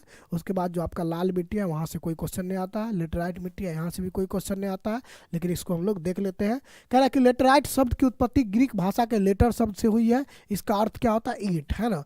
तो लेटेराइट शब्द का उत्पत्ति लेटर शब्द से हुआ है। लेटर शब्द का अर्थ क्या होता है? ईंट होता है। क्या होता है? ईंट, है ना। ईंट, लेटेराइट मतलब हो गया ईंट, है ना। लेटेराइट मिट्टी जो है 1.3 करोड़ हेक्टेयर भूमि पर पाया जाता है ना। और इसका रंग लाल होता है। इसका भी रंग कैसा होता है? लाल होता है। लेटेराइट मिट्टी का रंग कैसा होता है? लाल होता है। क्यों होता है? तो इसमें भी एल्युमिनियम और लोहा का ऑक्साइड पाया जाता है। इसमें एल्युमिनियम और लोहा का ऑक्साइड पाया जाता है, इसीलिए इसका रंग क्या होता है? लाल होता है। लेटेराइट मिट्टी में है ना एल्युमिनियम और लोहा का ऑक्साइड पाया जाता है, इसीलिए इसका रंग क्या होता है? लाल होता है, ठीक। तो ये आपको ध्यान रखना है। लेटेराइट शब्द का अर्थ होता है ईंट, है ना। और इसका रंग क्या होता है? लाल होता है। लेटेराइट मिट्टी का रंग कैसा होता है? लाल होता है। क्यों लाल होता है? तो इसमें, है ना, इसमें जो है आपको पाया जाता है एल्युमिनियम और लोहा का ऑक्साइड, तो इस वजह से इसका रंग क्या होता है? लाल होता है। इसमें एल्युमिनियम और आयरन पाया जाता है, इस वजह से इसका रंग क्या होता है? लाल होता है, ठीक। नेक्स्ट आपका है लेटेराइट मिट्टी आपको कर्नाटक, केरल, तमिलनाडु, है ना, इस क्षेत्र में पाया जाता है। जहाँ लाल मिट्टी पाया जाता है वहीं पर उसी क्षेत्र में लेटेराइट मिट्टी भी पाया जाता है। जहाँ लाल मिट्टी पाया जाता है ना, वहीं पर, है ना, लेटेराइट मिट्टी भी पाया जाता है, ठीक। उसके बाद है कर्नाटक, केरल और तमिलनाडु में लेटेराइट मिट्टी में चाय और कहवा का उत्पादन होता है। क्या चीज़ का? चाय और कहवा का उत्पादन जो है कर्नाटक, केरल और तमिलनाडु में इस मिट्टी में किया जाता है। इसके साथ साथ तमिलनाडु, आंध्र प्रदेश और केरल में इस मिट्टी में काजू का खेती भी किया जाता है। तो आपको ध्यान रखना है लेटेराइट मिट्टी में क्या क्या चीज़ का खेती हो सकता है। तो चाय, है ना, चाय, कहवा और आपका काजू, चाय, कहवा और काजू, इसका खेती इस मिट्टी में होता है ना। चाय, कहवा और काजू इसका खेती इस मिट्टी में होता है। तो ये आपसे पूछा जा सकता है ना। अभी तक पूछा नहीं गया ज़्यादा, लेकिन ये आपसे भविष्य में पूछा जा सकता है ना, कि कर्नाटक और तमिलनाडु में जो है किस मिट्टी में, कर्नाटक, केरल, तमिलनाडु में जो है किस मिट्टी में चाय का खेती होता है, किस मिट्टी में कहवा का खेती होता है, किस मिट्टी में काजू का खेती होता है। तो आपको ध्यान रखना लेटेराइट मिट्टी, है ना। लेटेराइट मिट्टी, इसके बारे में आपको ध्यान रखना है, ठीक है। समझ गए? तो हम लोग देख लिए लेटेराइट मिट्टी का रंग क्या होता है? लाल होता है। और इसमें जो है क्या क्या चीज़ का खेती किया जा सकता है? तो इसमें जो है खेती किया जाता है स्पेशल चाय का, कहवा का और काजू का। चाय का, कहवा का और काजू का खेती लेटेराइट मिट्टी में किया जाता है। किस मिट्टी में? लेटेराइट मिट्टी में चाय, कहवा और काजू का खेती किया जाता है, ठीक है। नेक्स्ट आपका है मरुस्थलीय मिट्टी। क्या है? मरुस्थलीय मिट्टी, इसको हम लोग देखते हैं। मरुस्थलीय मिट्टी कहाँ होगा? जहाँ बालू वाला क्षेत्र पाया जाता है। जहाँ पर बालू वाला क्षेत्र पाया जाता है वहीं पर क्या होता है? मरुस्थलीय मिट्टी होता है ना। तो कह रहा है कि मरुस्थलीय मिट्टी के बारे में कि मरुस्थलीय मिट्टी शुष्क ऋतु, जहाँ अल्प वर्षा होता है, कम बारिश होता है, ह्यूमस रहित जगह होता है, बालू मिट्टी वाले क्षेत्र में विकसित होता है। जहाँ शुष्क ऋतु होता है, जहाँ बारिश नहीं होता है, जहाँ बालू बालू होता है, वहाँ पर कौन सा मिट्टी पाया जाता है? वहाँ पर मरुस्थलीय मिट्टी पाया जाता है। आप लोग को याद होगा राजस्थान गुजरात है ना, तो वहाँ पर जो है यही मिट्टी है। कौन सा मिट्टी? मरुस्थलीय मिट्टी, मतलब सिर्फ बालू ही बालू आपको दिखेगा, है ना। मरुस्थलीय मिट्टी का रंग लाल या हल्का भूरा होता है। बालू का रंग कैसा होता है? लाल हो सकता है या हल्का भूरा वाला भी हो सकता है। तो मरुस्थलीय मिट्टी का रंग या तो लाल होगा या तो हल्का भूरा होगा, या तो इसका रंग क्या होगा? लाल होगा, या तो इसका रंग हल्का भूरा होगा। ठीक है। मरुस्थलीय मिट्टी आपको पंजाब, राजस्थान, गुजरात है ना, गुजरात आपका हो गया, हरियाणा, पंजाब, ये सब जगह पर पाया जाता है। तो पंजाब, राजस्थान, गुजरात जो है यहाँ पर जो है आपको ये मिट्टी पाया जाता है। मरुस्थलीय मिट्टी सबसे ज़्यादा राजस्थान इसके लिए प्रसिद्ध है ना। राजस्थान क्या है इसके लिए प्रसिद्ध है? किस मिट्टी के लिए? मरुस्थलीय मिट्टी को। तो इसमें आपको राजस्थान जरूर याद रखना है ना, राजस्थान इसमें आपको जरूर याद रखना है। ठीक है, ये इंपॉर्टेंट है, राजस्थान के बारे में यहाँ से पूछा भी जाता है। बोला है मरुस्थलीय मिट्टी में वनस्पति और उर्वरक का अभाव होता है। मरुस्थलीय मिट्टी में कोई पेड़ पौधा बहुत ज़्यादा नहीं पाया जाता है, और यहाँ पर है ना इसमें उपजाऊ मिट्टी ये नहीं होता है। मरुस्थलीय मिट्टी क्या होता है? उपजाऊ मिट्टी ज़्यादा नहीं होता है। मरुस्थलीय मिट्टी में अगर हम लोग सिंचाई का व्यवस्था करें तो यहाँ पर हम लोग खेती कर सकते हैं। मरुस्थलीय मिट्टी में सिंचाई का व्यवस्था करके क्या कर सकते हैं? खेती कर सकते हैं। तो मरुस्थलीय मिट्टी के बारे में जो आपको ध्यान रखना है, मरुस्थलीय मिट्टी कहाँ पाया जाता है? तो राजस्थान। मरुस्थलीय मिट्टी पूछा जाएगा कहाँ पाया जाता है, तो आपको बताना है राजस्थान। सिर्फ यही बात आपको ध्यान रखना है मरुस्थलीय मिट्टी के बारे में। ठीक है। नेक्स्ट आपका है पर्वतीय मिट्टी। पर्वतीय मिट्टी कहाँ पाया जाएगा? तो पर्वतीय क्षेत्र में पाया जाता है पर्वतीय मिट्टी। और पर्वतीय मिट्टी के ढलान पर फल का बगान या नदी घाटी में चावल का भी खेती किया जा सकता है। तो इतना ने ध्यान रखना है, बस ये ध्यान रखना है कि पर्वतीय मिट्टी जो है आपको पर्वतीय क्षेत्र में पाया जाता है। पर्वतीय मिट्टी कहाँ पाया जाता है? पर्वतीय क्षेत्र में पाया जाता है। ठीक है ना। तो ये हम लोग देख लिए मिट्टी के प्रकार, ये हम लोग क्या देख लिए? मिट्टी के प्रकार को देख लिए। ठीक है। अब हम लोग चले आगे, मिट्टी के प्रकार को हम लोग देख लिए आगे। अब हम लोग चलिए मिट्टी के प्रकार को हम लोग देख लिए आगे, हम लोग चले। रिकॉर्डेड क्लास कहाँ मिलता है? रिकॉर्डेड क्लास आप जाइए ऐप में खोलिए और लाइव, मतलब आप जाइए कंटेंट में और वहाँ पर पूरा रिकॉर्डेड क्लास मिल जाएगा, पीछे का पूरा अभी का सब कुछ, है ना। तो रिकॉर्डेड क्लास आपको मिल जाता है कंटेंट में। एक लिखा होगा लाइव, दूसरा लिखा होगा कंटेंट। तो आपको कंटेंट पर क्लिक करिएगा तो वहीं पर सारा रिकॉर्डेड क्लास, सारा नोट्स, सब कुछ अवेलेबल है। ठीक है, समझ गए। तो हम लोग देखें मिट्टी के प्रकार, इसमें क्या क्या ध्यान रखना, एक बार हम लोग रिपीट कर लेते हैं, फिर हम लोग आगे चलेंगे। पहले हम लोग देखें जलोढ़ मिट्टी। जलोढ़ मिट्टी के बारे में हमको क्या पता होना चाहिए कि जलोढ़ मिट्टी किसको कहते हैं? तो नदी के द्वारा बहा कर लाए गए मिट्टी को हम लोग क्या कहते हैं? जलोढ़ मिट्टी कहते हैं, है ना। जलोढ़ मिट्टी कितने प्रकार के होते हैं? दो होते हैं, बांगर और खादर। बांगर क्या होता है? पुराना जलोढ़ मिट्टी को बांगर कहते हैं, नया जलोढ़ मिट्टी को हम लोग क्या कहते हैं? खादर कहते हैं। उसके बाद अगर हम लोग बात करें तो ध्यान रखना है जलोढ़ मिट्टी उत्तर भारत में पाया जाता है। फिर काली मिट्टी के बारे में ध्यान रखना है कि काली मिट्टी, है ना, काली मिट्टी क्या चीज़ के खेती के लिए प्रसिद्ध है? तो ये कपास की खेती के लिए प्रसिद्ध है। काली मिट्टी का दूसरा नाम क्या है? काली कपासी मृदा, काली कपासी मिट्टी भी इसको कहते हैं। और इसको और किस नाम से जानते हैं? तो रेगुर मिट्टी के नाम से भी काली मिट्टी को जानते हैं। रेगुर मिट्टी के नाम से भी काली मिट्टी को जानते हैं, है ना। ये कहाँ पाया जाता है? तो महाराष्ट्र, गुजरात में पाया जाता है काली मिट्टी। ठीक। नेक्स्ट आपका लाल और पीली मिट्टी। लाल और पीली मिट्टी के बारे में आपको ध्यान रखना है कि लाल और पीली मिट्टी का रंग लाल क्यों होता है? तो लोहांश की उपस्थिति के कारण इसका रंग लाल होता है। और ये तमिलनाडु और कर्नाटक में पाया जाता है। कहाँ? तमिलनाडु, कर्नाटक में लाल मिट्टी पाया जाता है। लेटेराइट मिट्टी जो होता है इसका भी रंग क्या होता है? लाल होता है। इसका भी रंग क्या होता है? लाल होता है। ये भी कर्नाटक, केरल, है ना, तमिलनाडु में पाया जाता है। लाल मिट्टी कर्नाटक, केरल, तमिलनाडु में पाया जाता है। और इसमें चाय, कहवा और काजू का खेती किया जाता है। इसमें चाय, कहवा और काजू का खेती किया जाता है। ठीक। नेक्स्ट आपका मरुस्थलीय मिट्टी। मरुस्थलीय मिट्टी का रंग लाल या भूरा होता है और ये आपको राजस्थान में पाया जाता है। इसमें यह मिट्टी ज़्यादा उपजाऊ नहीं होता है। ठीक है। उसके बाद है पर्वतीय मिट्टी। पर्वतीय क्षेत्र में पाया जाता है। पर्वतीय मिट्टी कहाँ पाया जाता है? पर्वतीय क्षेत्र में पाया जाता है। ठीक। तो ये हम लोग जान लिए मिट्टी के प्रकार के बारे में, जितना इंपॉर्टेंट पॉइंट था उसको, है ना। आगे हम लोग चलते हैं, आगे हम लोग देखते हैं मिट्टी का क्या क्या उपयोग हो सकता है। मिट्टी के उपयोग को बहुत सारे भागों में बांटा गया है, उसको हम लोग क्या करते हैं, देखते हैं, है ना।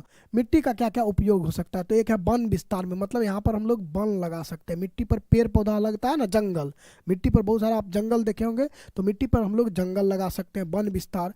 दूसरा है कृषि अयोग्य बंजर भूमि, बहुत सारा जमीन होता है जो बंजर होता है, उस पर कुछ नहीं कर सकते, कोई खेती होती नहीं कर सकते हैं, तो उसको हम लोग क्या कहेंगे, बंजर भूमि कहेंगे। जिस भूमि पर खेती नहीं किया जा सकता उसको क्या कहेंगे, बंजर भूमि कहेंगे। कृषि अयोग्य है, मतलब वैसा भूमि जिस पर खेती नहीं किया जा सकता उसको हम लोग क्या कहेंगे, बंजर भूमि कहेंगे।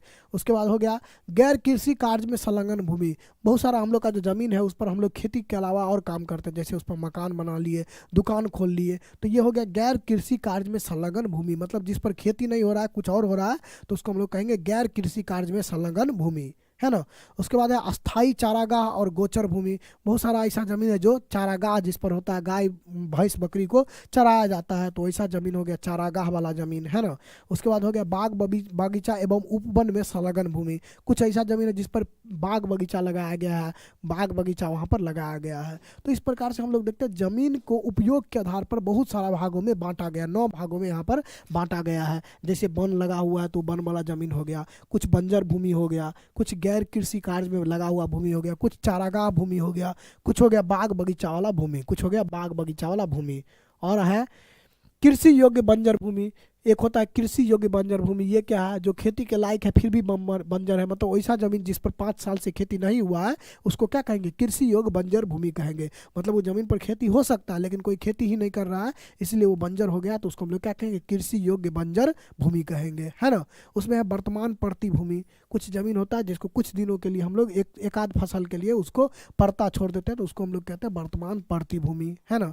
उसके बाद हो गया वर्तमान प्रति भूमि के अतिरिक्त वह भूमि जो 5 वर्ष से खेती न हुआ हो, कुछ ऐसा जमीन है जिस पर 5 साल से खेती नहीं हुआ हो, और उसके बाद शुद्ध बोया गया भूमि, मतलब जिस पर खेती हम लोग करते हैं उसको कहेंगे शुद्ध बोया गया भूमि। तो इस प्रकार से अगर हम लोग देखें भूमि के उपयोग के आधार पर भूमि को 9 प्रकारों में बांटा गया है। भूमि के उपयोग के आधार पर भूमि को क्या किया गया, 9 प्रकारों में बांटा गया है ना। ये आपको ज़्यादा ध्यान नहीं रखना है, इसमें से बस याद रखना 9 प्रकार है भूमि को उपयोग के आधार पर, है ना। भूमि को कितने भागों में बांटा गया, भूमि को 9 भागों में बांटा गया है।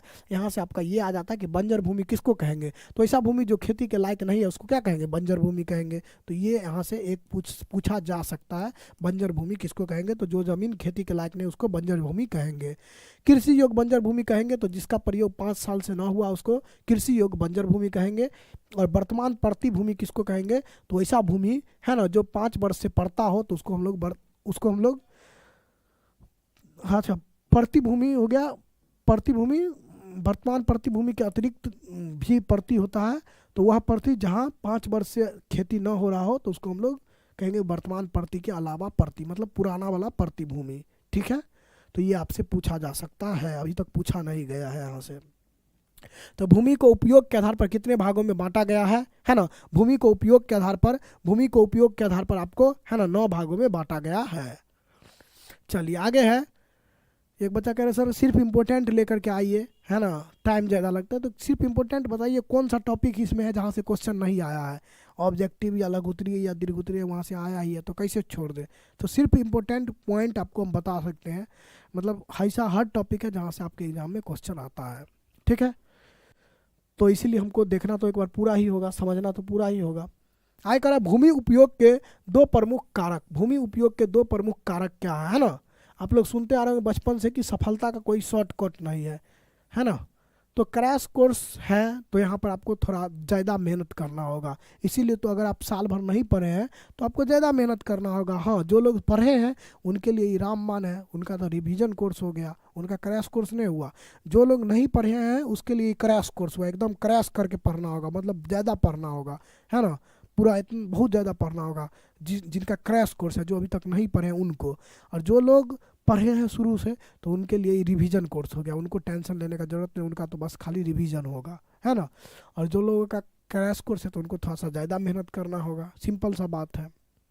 चले आ गया भूमि उपयोग के दो प्रमुख कारक बताइए। भूमि उपयोग का क्या क्या कारक है? भूमि का उपयोग हम लोग करते हैं तो क्या क्या चीज़ देख करके भूमि का उपयोग करते हैं? भूमि का जब उपयोग हम लोग करते हैं तो क्या क्या चीज़ देख करके हम लोग भूमि का उपयोग करते हैं? एक भूमि का आकृति, पहले हम लोग देखेंगे भूमि का आकृति, मतलब भूमि का आकृति कैसा है, पर्वतीय भूमि है कि पठारी भूमि है कि मैदानी भूमि है। जैसा भूमि होगा वैसा काम हम लोग वहाँ करते हैं। हम लोग कहाँ रहना पसंद करेंगे? जहाँ मैदानी भूमि होगा वहाँ रहना पसंद करेंगे, पर्वतीय और पठारी भूमि पर रहना पसंद नहीं करेंगे। तो हम लोग भूमि का उपयोग करते हैं उसको भू आकृति को देख करके, मतलब जमीन की आकृति को देख करके।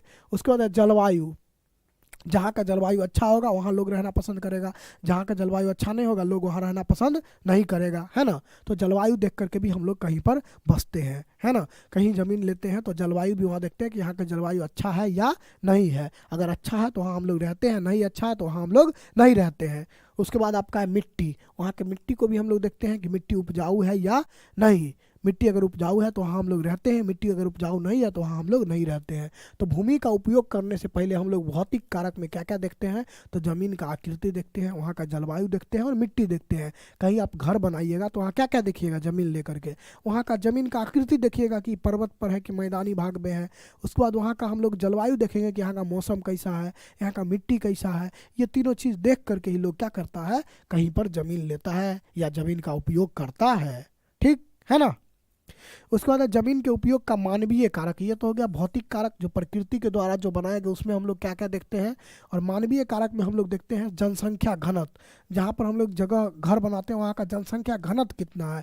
ज़्यादा घनत्व है कि फैल फैल वहाँ पे घर है कि एकदम सटा सटा हुआ घर है, ये हम लोग देखते हैं कि वहाँ का जनसंख्या घनत्व कैसा है ना। वहाँ पर कितना जनसंख्या रहता है ना। इसको देख करके ही हम लोग कहीं पर जमीन का उपयोग करते हैं। उसके बाद है प्रौद्योगिकी क्षमता, वहाँ का टेक्नोलॉजी कैसा है, वहाँ पर क्या क्या चीज़ पाया जाता है, कौन कौन सा टेक्नोलॉजी है, वहाँ पर रोजगार का क्या साधन है ना। संस्कृति, वहाँ का संस्कृति कैसा है, कल्चर कैसा है, वहाँ के लोगों का रहन सहन खान पान कैसा है। परंपरा वहाँ पर कैसा है, यहाँ का इतिहास कैसा रहा, अच्छा रहा या बुरा रहा है। ये सब चीज़ को देख करके ही हम लोग कहीं पर ज़मीन लेते हैं, है ना। तो यही बात कर रहा है कि भूमि उपयोग का क्या क्या कारण है। तो भूमि उपयोग का कारण है एक भू आकृति, दूसरा जलवायु, तीसरा मिट्टी, है ना।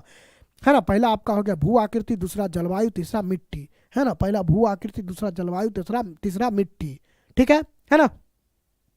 उसके बाद जनसंख्या घनत्व, प्रौद्योगिकी क्षमता, संस्कृति और परंपरा, ये सब चीज़ को देख करके ही हम लोग कहीं पर निवास करते हैं। कहीं पर अगर आपको निवास करना है ना, कहीं पर अगर आपको निवास करना है तो ये सब चीज़ आपको देख करके ही निवास करना होगा, है ना। करेंगे कि नहीं हम लोग ये सब देख करके निवास, ठीक। देखिए कुछ बच्चों का कहना है कि सर जो क्वेश्चन एग्जाम में आएगा खाली वही बताइए, तो वो हमको भी नहीं पता है कौन एग्जाम में आएगा। हम ये बता सकते हैं क्या संभावना है। बाकल वाला बात करिएगा, बकलोल वाला, तो फिर यहाँ पर आप मतलब दिक्कत है आपके लिए। ऐसा ऐसा थोड़े होता है। आपको हम क्या बता रहे हैं, मेहनत करना ही होगा, तो आप लोग मेहनत करने नहीं चाहते हैं, बस बोल रहे हैं कि हमको वही 80 को क्वेश्चन दे दीजिए जो एग्ज़ाम में आता है। अब ऐसा थोड़े है कि 80 को क्वेश्चन आपको हम दे वही 80 क्वेश्चन आपके एग्ज़ाम में आ जाए, ऐसा तो नहीं होगा ना। ऐसा होगा, ऐसा होता तो फिर लोग पढ़ता ही नहीं, ठीक है। तो आपको करना क्या है, मेहनत करना होगा, मेहनत से मत भागिए, है ना। मेहनत से भागिएगा, आगे हम नहीं मेहनत करेंगे तो हम पढ़ा पाएंगे, नहीं पढ़ा पाएंगे। हम खड़ा होकर के यहाँ पर क्या कर रहे हैं, है ना, पढ़ा रहे हैं, तो मेहनत कर रहे हैं, तो आपको भी मेहनत करना होगा। तो आप मेहनत से भाग रहे हैं, एक तो साल भर भागे, उसके बाद लास्ट में भी भाग रहे हैं। हमको पता है कि 80 कौन क्वेश्चन आएगा, वही क्वेश्चन आपको हम दे दे। ये ऐसा संभव है नहीं है। मतलब मेहनत करना होगा, 60 दिन मेहनत करिए कम से कम। साल भर नहीं पढ़े हैं और बकलोल वाला बात आकर के कमेंट बॉक्स में करते रहते हैं आप लोग, दिमाग खराब कर देगा।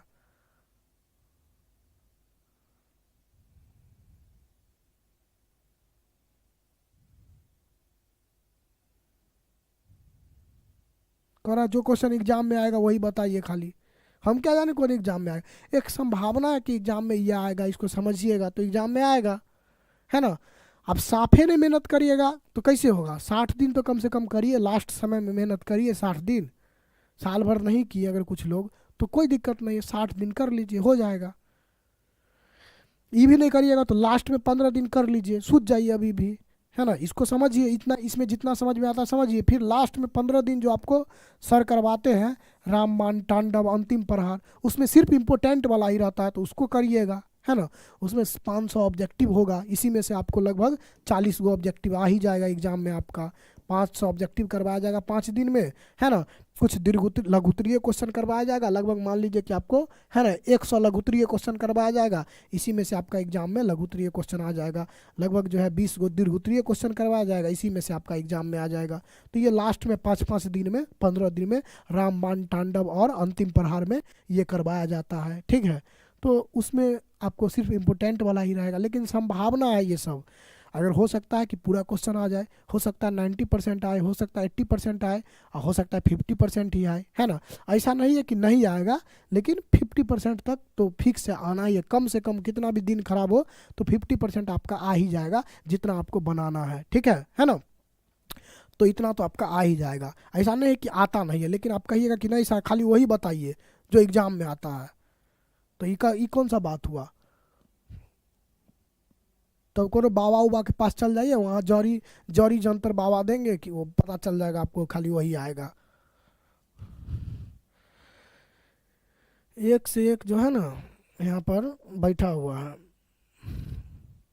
चलते आगे हम लोग देखते हैं भूमि से संबंधित महत्वपूर्ण तथ्य, है ना। भूमि से संबंधित महत्वपूर्ण तथ्य को हम लोग देखते हैं, समझते हैं, ठीक है ना। समझ गए।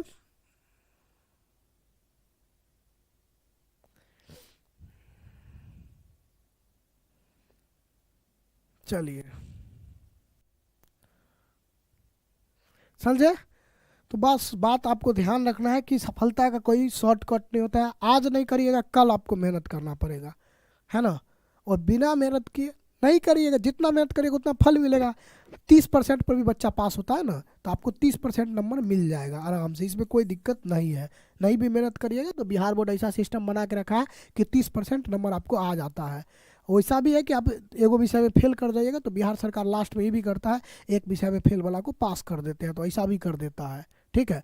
तो इतना तो आ ही जाएगा। लेकिन मेहनत अगर आप कर रहे हैं 30% वाला और खोजिएगा हमको 90% आ जाए, तो ये संभव नहीं है। जितना मेहनत करिएगा उतना ही आपको फल मिलेगा, है ना। मेहनत जितना करिएगा उतना ही आपको फल मिलेगा, उससे ज़्यादा मिलने वाला नहीं है, ठीक है। ये बात आप समझ लीजिए। ऐसा कोई जादू का छड़ी नहीं है कि आप कुछ नहीं पढ़िएगा और आपको पूरा 90% हम नंबर दिलवा देंगे। ऐसा कोई जादू का छड़ी मेरे पास नहीं है, ठीक है। स्टार्ट करते हैं। हम लोग देखते हैं भूमि से संबंधित महत्वपूर्ण तथ्य। भूमि से संबंधित महत्वपूर्ण तथ्य क्या होता है ना। भूमि के बारे में कुछ बात आपको ध्यान रखना है, कुछ डाटा ध्यान रखना है जहाँ से ऑब्जेक्टिव क्वेश्चन आपसे पूछा जाता है। जैसे कि भारत का भौगोलिक क्षेत्रफल कितना है, 32.8 लाख वर्ग किलोमीटर। भारत का क्षेत्रफल है 32.8 लाख वर्ग किलोमीटर, है ना। और भारत का जनसंख्या कितना है, 121 करोड़। 121 करोड़ भारत का क्या है, जनसंख्या है 2011 के जनगणना के अनुसार, है ना। 2011 के जनगणना के अनुसार भारत का जनसंख्या कितना है, 121 करोड़। और भारत का क्षेत्रफल कितना है, तो 32.8 लाख वर्ग किलोमीटर। 32.8 लाख वर्ग किलोमीटर। तो ये आपको ध्यान रखना है, भारत में जो टोटल भूमि है वो कितना है, 32.8 लाख वर्ग किलोमीटर है ना। भारत में टोटल जमीन कितना है, 32.8 लाख वर्ग किलोमीटर है, ठीक है ना।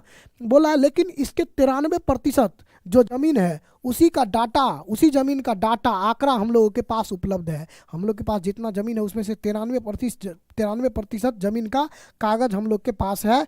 बाद बाकी 7% जमीन जो है उसका कागज हम लोग के पास नहीं है ना।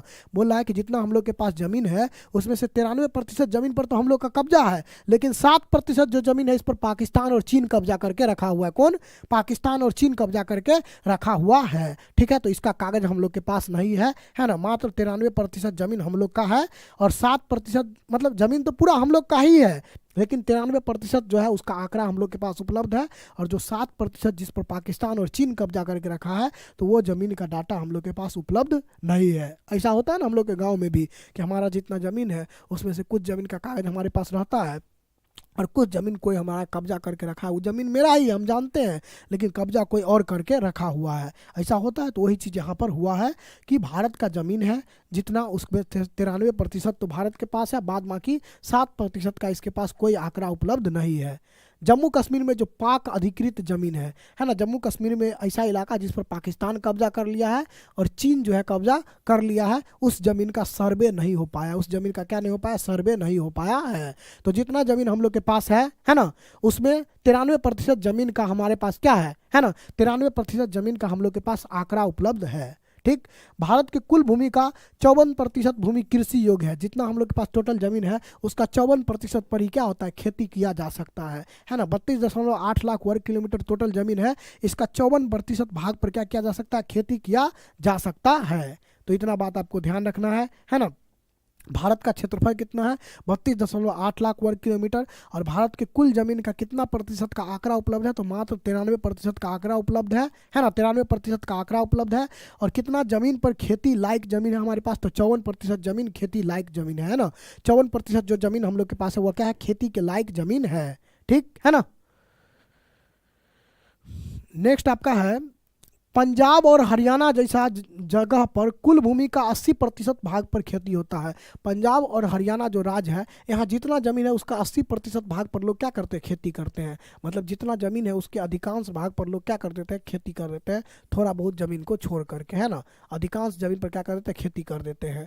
जबकि कुछ छोटा छोटा राज्य है, जैसे अरुणाचल प्रदेश है, मिजोरम है, मणिपुर है, अंडमान निकोबार है, तो यहाँ 10% जमीन पर भी खेती नहीं होता। यहाँ पर क्या होता है, 10% जमीन पर भी खेती नहीं होता है, मतलब थोड़ा सा खेती होता है, बाद बाकी जमीन सब ऐसे पड़ता पड़ा हुआ है। कौन कौन राज्य में, अरुणाचल प्रदेश, मिजोरम, मणिपुर और अंडमान निकोबार, यहाँ पर खेती बहुत कम होता है। तो ऊपर वाला आपसे पूछा जा सकता है कि किस राज्य में 80% से अधिक जमीन पर खेती होता है, तो पंजाब और हरियाणा। किस राज्य में 80% से अधिक जमीन पर खेती होता है, तो पंजाब और हरियाणा में 80% से अधिक जमीन पर क्या होता है, खेती होता है। उसके बाद कह रहा है कि किसी देश में अगर पर्यावरण को संतुलित रखना है तो इसके लिए 33% जमीन पर क्या होना चाहिए, वन होना चाहिए। 33% जमीन पर क्या होना चाहिए, वन होना चाहिए।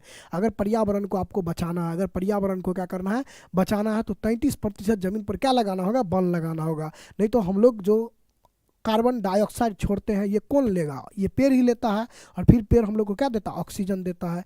तो हम लोग अगर पेड़ नहीं लगाएंगे अधिक से अधिक ज़मीन पर, तो क्या हो जाएगा कि हम लोग को ऑक्सीजन मिलना बंद हो जाएगा, है ना। और हम लोग जो कार्बन डाइऑक्साइड छोड़ेंगे ये जो है हम लोग के यहाँ ही रह जाएगा। तो इसके कारण जो है पर्यावरण क्या हो जाएगा, असंतुलित हो जाएगा, है ना। पर्यावरण क्या हो जाएगा, असंतुलित हो जाएगा। ये कार्बन डाइऑक्साइड को, है ना, कार्बन डाइऑक्साइड को छोड़ना भी जरूरी है हम लोग को, और ऑक्सीजन को भी लेना भी जरूरी है। तो इसके लिए क्या लगाना होगा, पेड़ अधिक से अधिक लगाना होगा। तो ये आपको ध्यान रखना है कि कितना जमीन पर पेड़ लगाना चाहिए, तो 33% जमीन पर पेड़ होना चाहिए। पर्यावरण को अगर संतुलित रखना है तो 33% जमीन पर पेड़ होना चाहिए। कितना जमीन पर, 33% जमीन पर पेड़ होना चाहिए, है ना। उसके बाद है, वर्तमान में 20% भूभाग पर वन का विस्तार है। हमारे यहाँ वर्तमान में कितना प्रतिशत जमीन पर, है ना, वन का विस्तार है, तो 20% जमीन पर वन का विस्तार है। राष्ट्रीय वन नीति कब बनाया गया था, 1952 ईस्वी में राष्ट्रीय वन नीति बनाया गया था ना। राष्ट्रीय वन नीति 1952 में बनाया गया था। देश में 20% भूमि पर वन है, और बिहार का बात किया जाए तो यहाँ 7%, बिहार में 7% भूमि पर क्या है, वन है ना। देश में 20% जमीन पर वन है, और बिहार का बात किया जाए तो यहाँ 7% जमीन पर वन है। ठीक है, चलिए, तो ये डाटा आपको ध्यान रखना है। भारत का क्षेत्रफल 32.8 लाख वर्ग किलोमीटर, है ना। कितना प्रतिशत जमीन का आंकड़ा उपलब्ध है, 93% जमीन का। कितना जमीन खेती के लायक है, 54% जमीन खेती के लायक है। उसके बाद अगर बात करें तो 80% से अधिक जमीन पर कहाँ खेती होता है, पंजाब और हरियाणा में। पर्यावरण को संतुलित रखने के लिए कितना जमीन पर वन चाहिए, 33% जमीन पर। और भारत में कितना प्रतिशत जमीन पर वन का विस्तार है, तो 20%, और बिहार में 7%। और राष्ट्रीय वन नीति कब बनाया गया था, 1952 ईस्वी में राष्ट्रीय वन नीति बनाया गया था, है ना। ठीक, हो गया। आगे देखते हैं हम लोग जमीन को कैसे बचाएंगे। अब जमीन जो हम लोग का खराब हो रहा है उसको कैसे बचाएंगे, इसको हम लोग देखते हैं। ठीक है, नेक्स्ट कह रहा है भूक्षरण। भूक्षरण क्या होता है, भूक्षरण क्या होता है ये आपसे पूछा जा रहा है ना। चलिए सर, क्या भारत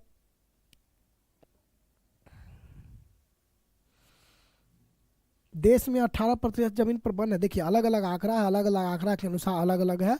लगभग हम लोग 20 लेकर के चलते हैं, ठीक है ना। वैसे बहुत सारा अलग अलग डाटा आता है, अलग अलग संस्था का, उसके अनुसार अलग अलग निकल के आता है डाटा। ठीक है, चले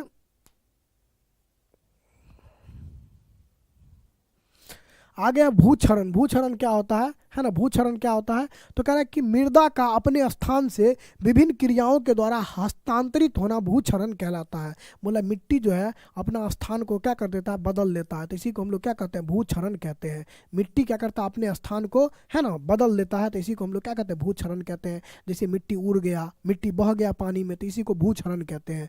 मतलब मिट्टी का है ना, मिट्टी का अपने जगह से है ना, अपने जगह से हट जाना, मिट्टी का अपने जगह से कहीं और चला जाना क्या कहलाएगा, भूक्षरण कहलाएगा। मिट्टी जो है अपने एक जगह से मिट्टी का दूसरे जगह चला जाना, यही क्या कहलाएगा, भूक्षरण कहलाएगा। तो भूक्षरण का मतलब है मृदा का स्थान बदलना, मृदा का स्थान बदलना। मिट्टी जो है अपना क्या करेगा, स्थान को बदल लेगा, तो इसी को हम लोग क्या कहेंगे, भूक्षरण कहेंगे। ये क्यों क्यों होता है, तो मान लो जैसे बहुत बारिश हुआ तो बारिश में मिट्टी बह गया है ना, कभी बहुत हवा चलता है तो धूल के रूप में मिट्टी बह जाता है ना, धूल के रूप में मिट्टी बह जाता है। तो इसी कारण क्या होता है, मिट्टी अपना स्थान बदलता है ना। मिट्टी अपना स्थान कैसे बदलता है, समझ गए, बारिश हो गया है ना, या हवा चला, तो इसके कारण मिट्टी अपना क्या कर लेता है, स्थान बदल लेता है। ठीक, चलिए, तो भूक्षरण समझ गए। मिट्टी का अपने स्थान से है ना स्थानांतरित होना यानी दूसरे स्थान पर जाना क्या कहलाता है, भूक्षरण कहलाता है। मिट्टी का अपने स्थान से दूसरे स्थान पर जाना क्या कहलाता है, भूक्षरण कहलाता है। ठीक है ना। चलिए नेक्स्ट आपका है भूक्षरण के कारण। भूक्षरण का क्या क्या कारण है, क्योंकि भूक्षरण होता है, मतलब मिट्टी अपना स्थान क्यों बदलता है, तो गुरुत्व बल के प्रभाव से। फिजिक्स में आप लोग पढ़े होंगे गुरुत्व बल, मतलब धरती के अंदर से एक बल लगता है, उसी को हम लोग गुरुत्वाकर्षण या गुरुत्व बल कहते हैं। तो उस गुरुत्व बल के प्रभाव से मिट्टी जो है क्या हो जाता है, कभी अंदर धंस जाता है ना, कभी अंदर धंस गया, अंदर धंस गया मान लीजिए, तो ये क्या हो गया, भूक्षरण हो गया। उसके बाद है उद्योग से निकलने वाला अपशिष्ट पदार्थ। अब उद्योग से अपशिष्ट पदार्थ निकलता है, उसको मिट्टी पर हम लोग फेंक देते हैं, तो वहाँ का मिट्टी क्या हो जाता है, खराब हो जाता है, वहाँ का मिट्टी खराब हो जाता है, तो इसके कारण भी मिट्टी का भूक्षरण होता है। उसके बाद है विभिन्न प्राकृतिक कारक, जैसे गतिशील जल, बहुत ज़्यादा तेज़ी से पानी आता है तो वो मिट्टी को बहा करके लेके चल जाता है। पवन मतलब हवा आता है तो वो मिट्टी को बहा कर लेकर के चल जाता है। उसके बाद है हिमानी, है ना, बहुत ज़्यादा बर्फ उर्फ गिरा तो वो मिट्टी को नुकसान पहुंचाता है। समुद्र का लहर आता है तो इसके द्वारा भी मिट्टी को नुकसान होता है। तो ये जो है जल, पानी, पवन, हिमानी, समुद्र का लहर, इससे भी मिट्टी क्या हो जाता है, एक जगह से दूसरे जगह बह जाता है। ठीक है ना। ठीक है।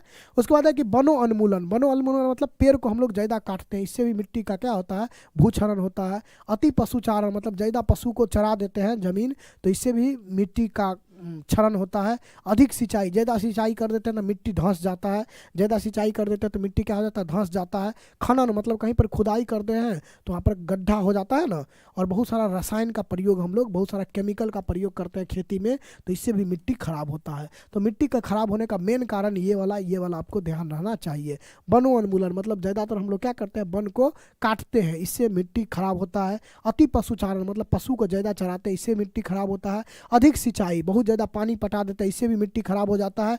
खनन मतलब कहीं पर खुदाई करते हैं तो उससे गड्ढा हो जाता है, इससे भी मिट्टी खराब हो जाता है। और बहुत सारा केमिकल का उपयोग, हम लोग खेती करने के लिए बहुत सारा केमिकल का उपयोग करते हैं, इससे भी मिट्टी क्या हो जाता है, खराब हो जाता है। ठीक है। चलिए नेक्स्ट आपका क्या कह रहा है, हाँ पूछा जाता है कि पंजाब में भूमि क्षरण का मुख्य कारण क्या है, तो अधिक सिंचाई। पंजाब का जमीन क्यों खराब हो रहा है, ज़्यादा सिंचाई करने के कारण। पंजाब का जमीन क्यों खराब हो रहा है, अधिक सिंचाई करने के कारण। तो पंजाब में भूमि क्षरण का मुख्य कारण क्या, अधिक सिंचाई। बहुत ज़्यादा हम लोग सिंचाई करते हैं, इससे पंजाब का जमीन क्या हो गया, खराब हो गया है। इसके अलावा खनन के उपरांत, खनन के बाद है ना, खाई एवं मलबा को खुला छोड़ दिया जाता है, यानी गड्ढा छोड़ दिया जाता है। खुदाई कहीं पर किया जाता है, कोयला निकाला, पेट्रोल निकाला, उसके बाद क्या किया, गड्ढा को ऐसे ही छोड़ दिया जाता है। उसके कारण जो है झारखंड, छत्तीसगढ़ और मध्य प्रदेश का जमीन क्या हो गया, खराब हो गया है। झारखंड, छत्तीसगढ़ और मध्य प्रदेश का जो जमीन है जहाँ पर खनिज पाया जाता है, तो यहाँ का जमीन इसी वजह से खराब हो गया। किसके कारण, खनन के कारण। किसके कारण, खनन के कारण। उसके बाद है उड़ीसा में वनो उन्मूलन, बहुत ज़्यादा पेड़ को काटने के कारण उड़ीसा का जमीन क्या हो गया, खराब हो गया है ना। बहुत ज़्यादा पेड़ को काटने के कारण उड़ीसा का जमीन खराब हो गया है।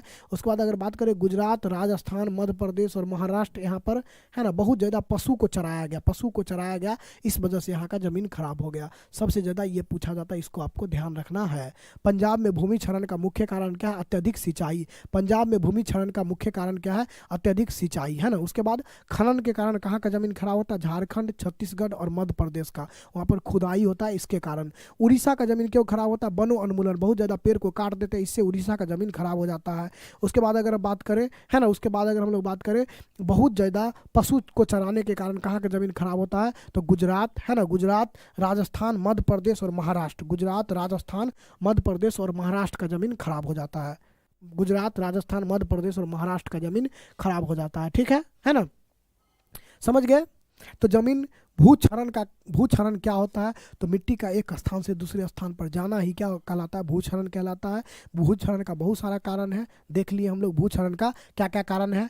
अब हम लोग चलते हैं आगे। भू संरक्षण मतलब भूमि को बचाएंगे कैसे, मिट्टी को कैसे बचाएंगे, है ना, मिट्टी को कैसे बचाएंगे इसको हम लोग देखते हैं, ठीक है। मिट्टी को बचाना कैसे, इसको हम लोग देखते हैं। भू संरक्षण मतलब मिट्टी को कैसे बचाना है। तो कह रहा है कि मिट्टी के कटाव को रोकना तथा मिट्टी का जो है उत्पादन क्षमता को बढ़ाना ही क्या कहलाता है? भू संरक्षण कहलाता है। तो मिट्टी को बचाने के लिए हमको क्या करना होगा? एक तो मिट्टी के कटाव को रोकना है, ऐसा व्यवस्था करना है कि मिट्टी एक जगह से दूसरे जगह बह करके नहीं जाए, मिट्टी एक जगह से दूसरे जगह उड़ करके नहीं जाए। तो उसके लिए हमको कुछ ना कुछ व्यवस्था करना होगा। तो इसी को हम लोग भू संरक्षण कहते हैं। मतलब मिट्टी के कटाव को रोकना और मिट्टी के उपजाऊ क्षमता को बढ़ाना, मिट्टी के उपजाऊ क्षमता को क्या करना? बढ़ाना, यही क्या कहलाता है? भू संरक्षण। तो भू संरक्षण का मतलब क्या होता है?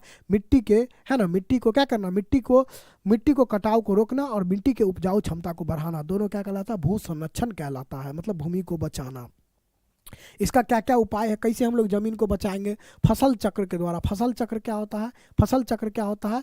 तो मान लो दो आपको खाने वाला फसल है, उसके बीच में एक दाल का फसल लगाना है, इससे जो है क्या, इसी को हम लोग क्या कहते हैं? फसल चक्र कहते हैं। दो खाने वाला फसल हो गया, तो उसके धान और गेहूं लगाए, उसके बीच में एक दाल का फसल लगाना होगा, तो इसी को हम लोग क्या कहते इसी को हम लोग कहते हैं फसल चक्र।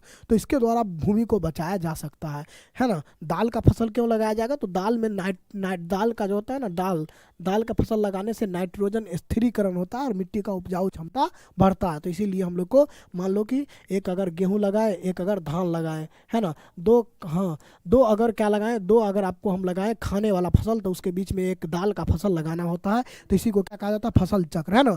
दो खाने वाला फसल के बीच एक दाल का फसल लगाना क्या कहलाता है? फसल चक्र कहलाता है, ठीक। उसके बाद पहाड़ी क्षेत्र जो होता है वहाँ पर समोच्च जोताई किया जाता है। समोच्च जोताई मतलब जो है उसको इस तरीक़ा से वहाँ पर जोताई किया जाता है ना। तो इसको हम लोग समोच्च जोताई कहते हैं। इसमें क्या होता है कि पहाड़ी क्षेत्र में मिट्टी, है ना, कम भागता है, ठीक है ना। तो इसको हम लोग समोच्च जुताई के नाम से जानते हैं। तो पहाड़ी क्षेत्र में समोच्च जुताई अगर करेंगे तो वहाँ मिट्टी नहीं बहता है, मिट्टी नहीं भागता है एक जगह से दूसरे जगह।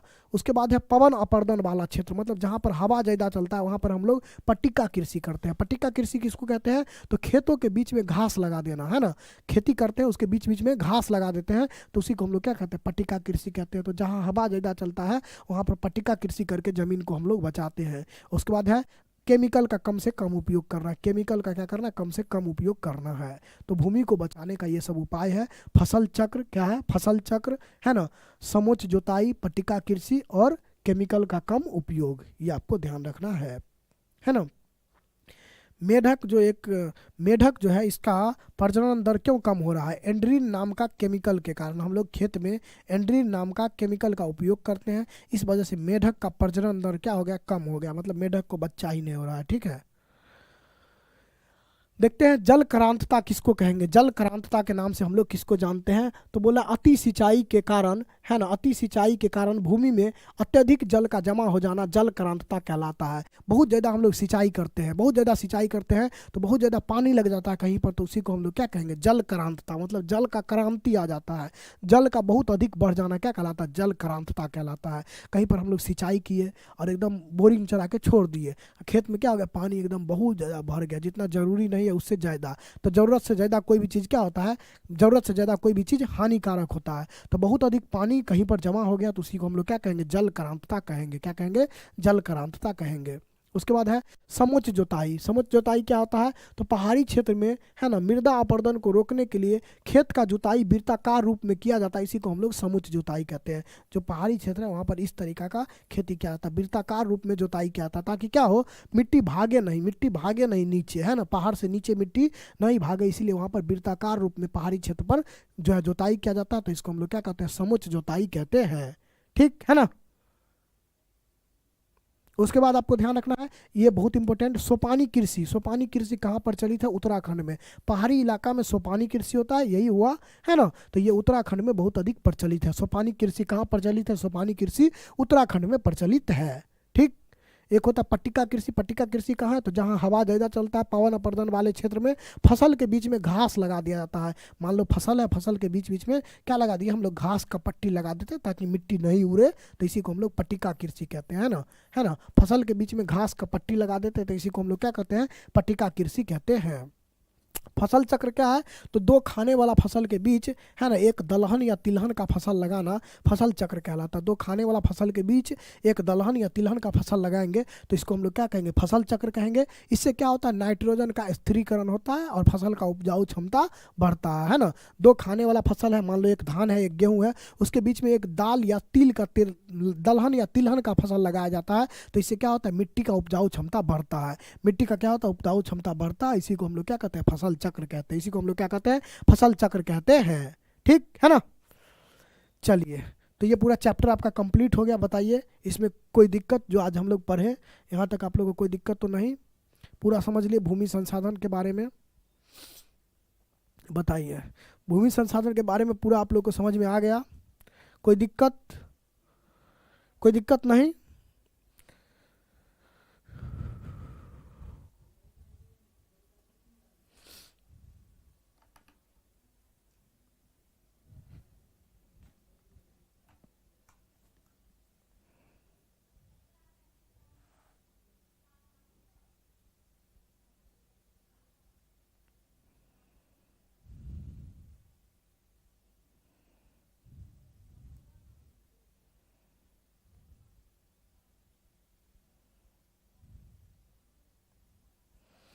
चलिए, सब लोग को यहाँ तक कोई दिक्कत नहीं है, नहीं है ना।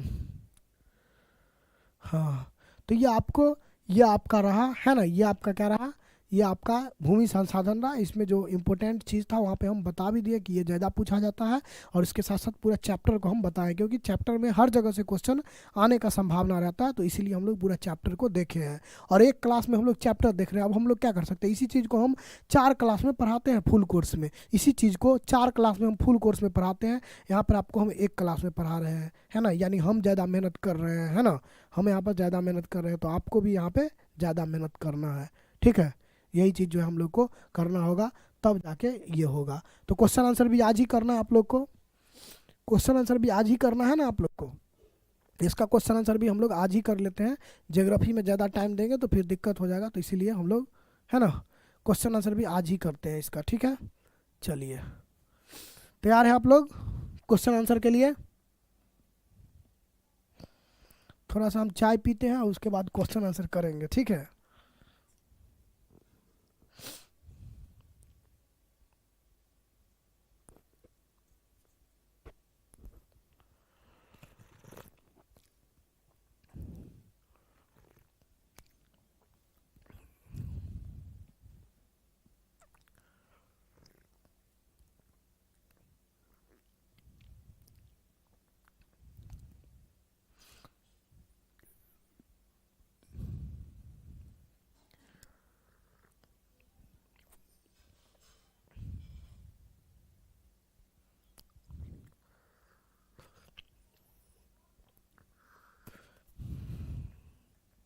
चलिए देखते हैं हम लोग, है ना, क्वेश्चन आंसर अब हम लोग देखते हैं। तो बहुत ईजी है, ज़्यादा नहीं। अभी हम लोग तुरंत पढ़े हैं तो सारा क्वेश्चन आंसर अपने आप बन जाएगा, उसी पर आधारित, है ना। तो जो हम लोग पढ़े हैं उसी पर आधारित तो सारा क्वेश्चन आंसर होगा, तो तुरंत अभी हम लोग का बन भी जाएगा, है ना। क्योंकि ये सब्जेक्ट में ज्योग्राफी में चैप्टर का संख्या थोड़ा ज़्यादा है, तो इसमें हम लोग एक दिन में पूरा चैप्टर को लेकर के चलेंगे। ठीक है, चलें। चलिए, पहला, मेढक के प्रजनन को नष्ट करने वाला रसायन कौन है? कौन ऐसा केमिकल है जो मेढक के प्रजनन को क्या कर रहा है ना, रोक रहा है? मेढक के प्रजनन को, प्रजनन के कारण वह जो है वह बाधा उत्पन्न करता है। तो एंड्रीन नाम का एक केमिकल है, एंड्रीन नाम का एक केमिकल है जो मेढक को प्रजनन को रोक रहा है। हम लोग एंड्रीन का बहुत अधिक प्रयोग किए, जिस वजह से अब मेढक दिखना बंद हो गया। मेढक क्या हो गया? दिखना बंद हो गया। पहले आप देखते हैं मेढक कहीं दिखता है? नहीं। क्यों नहीं दिखता है?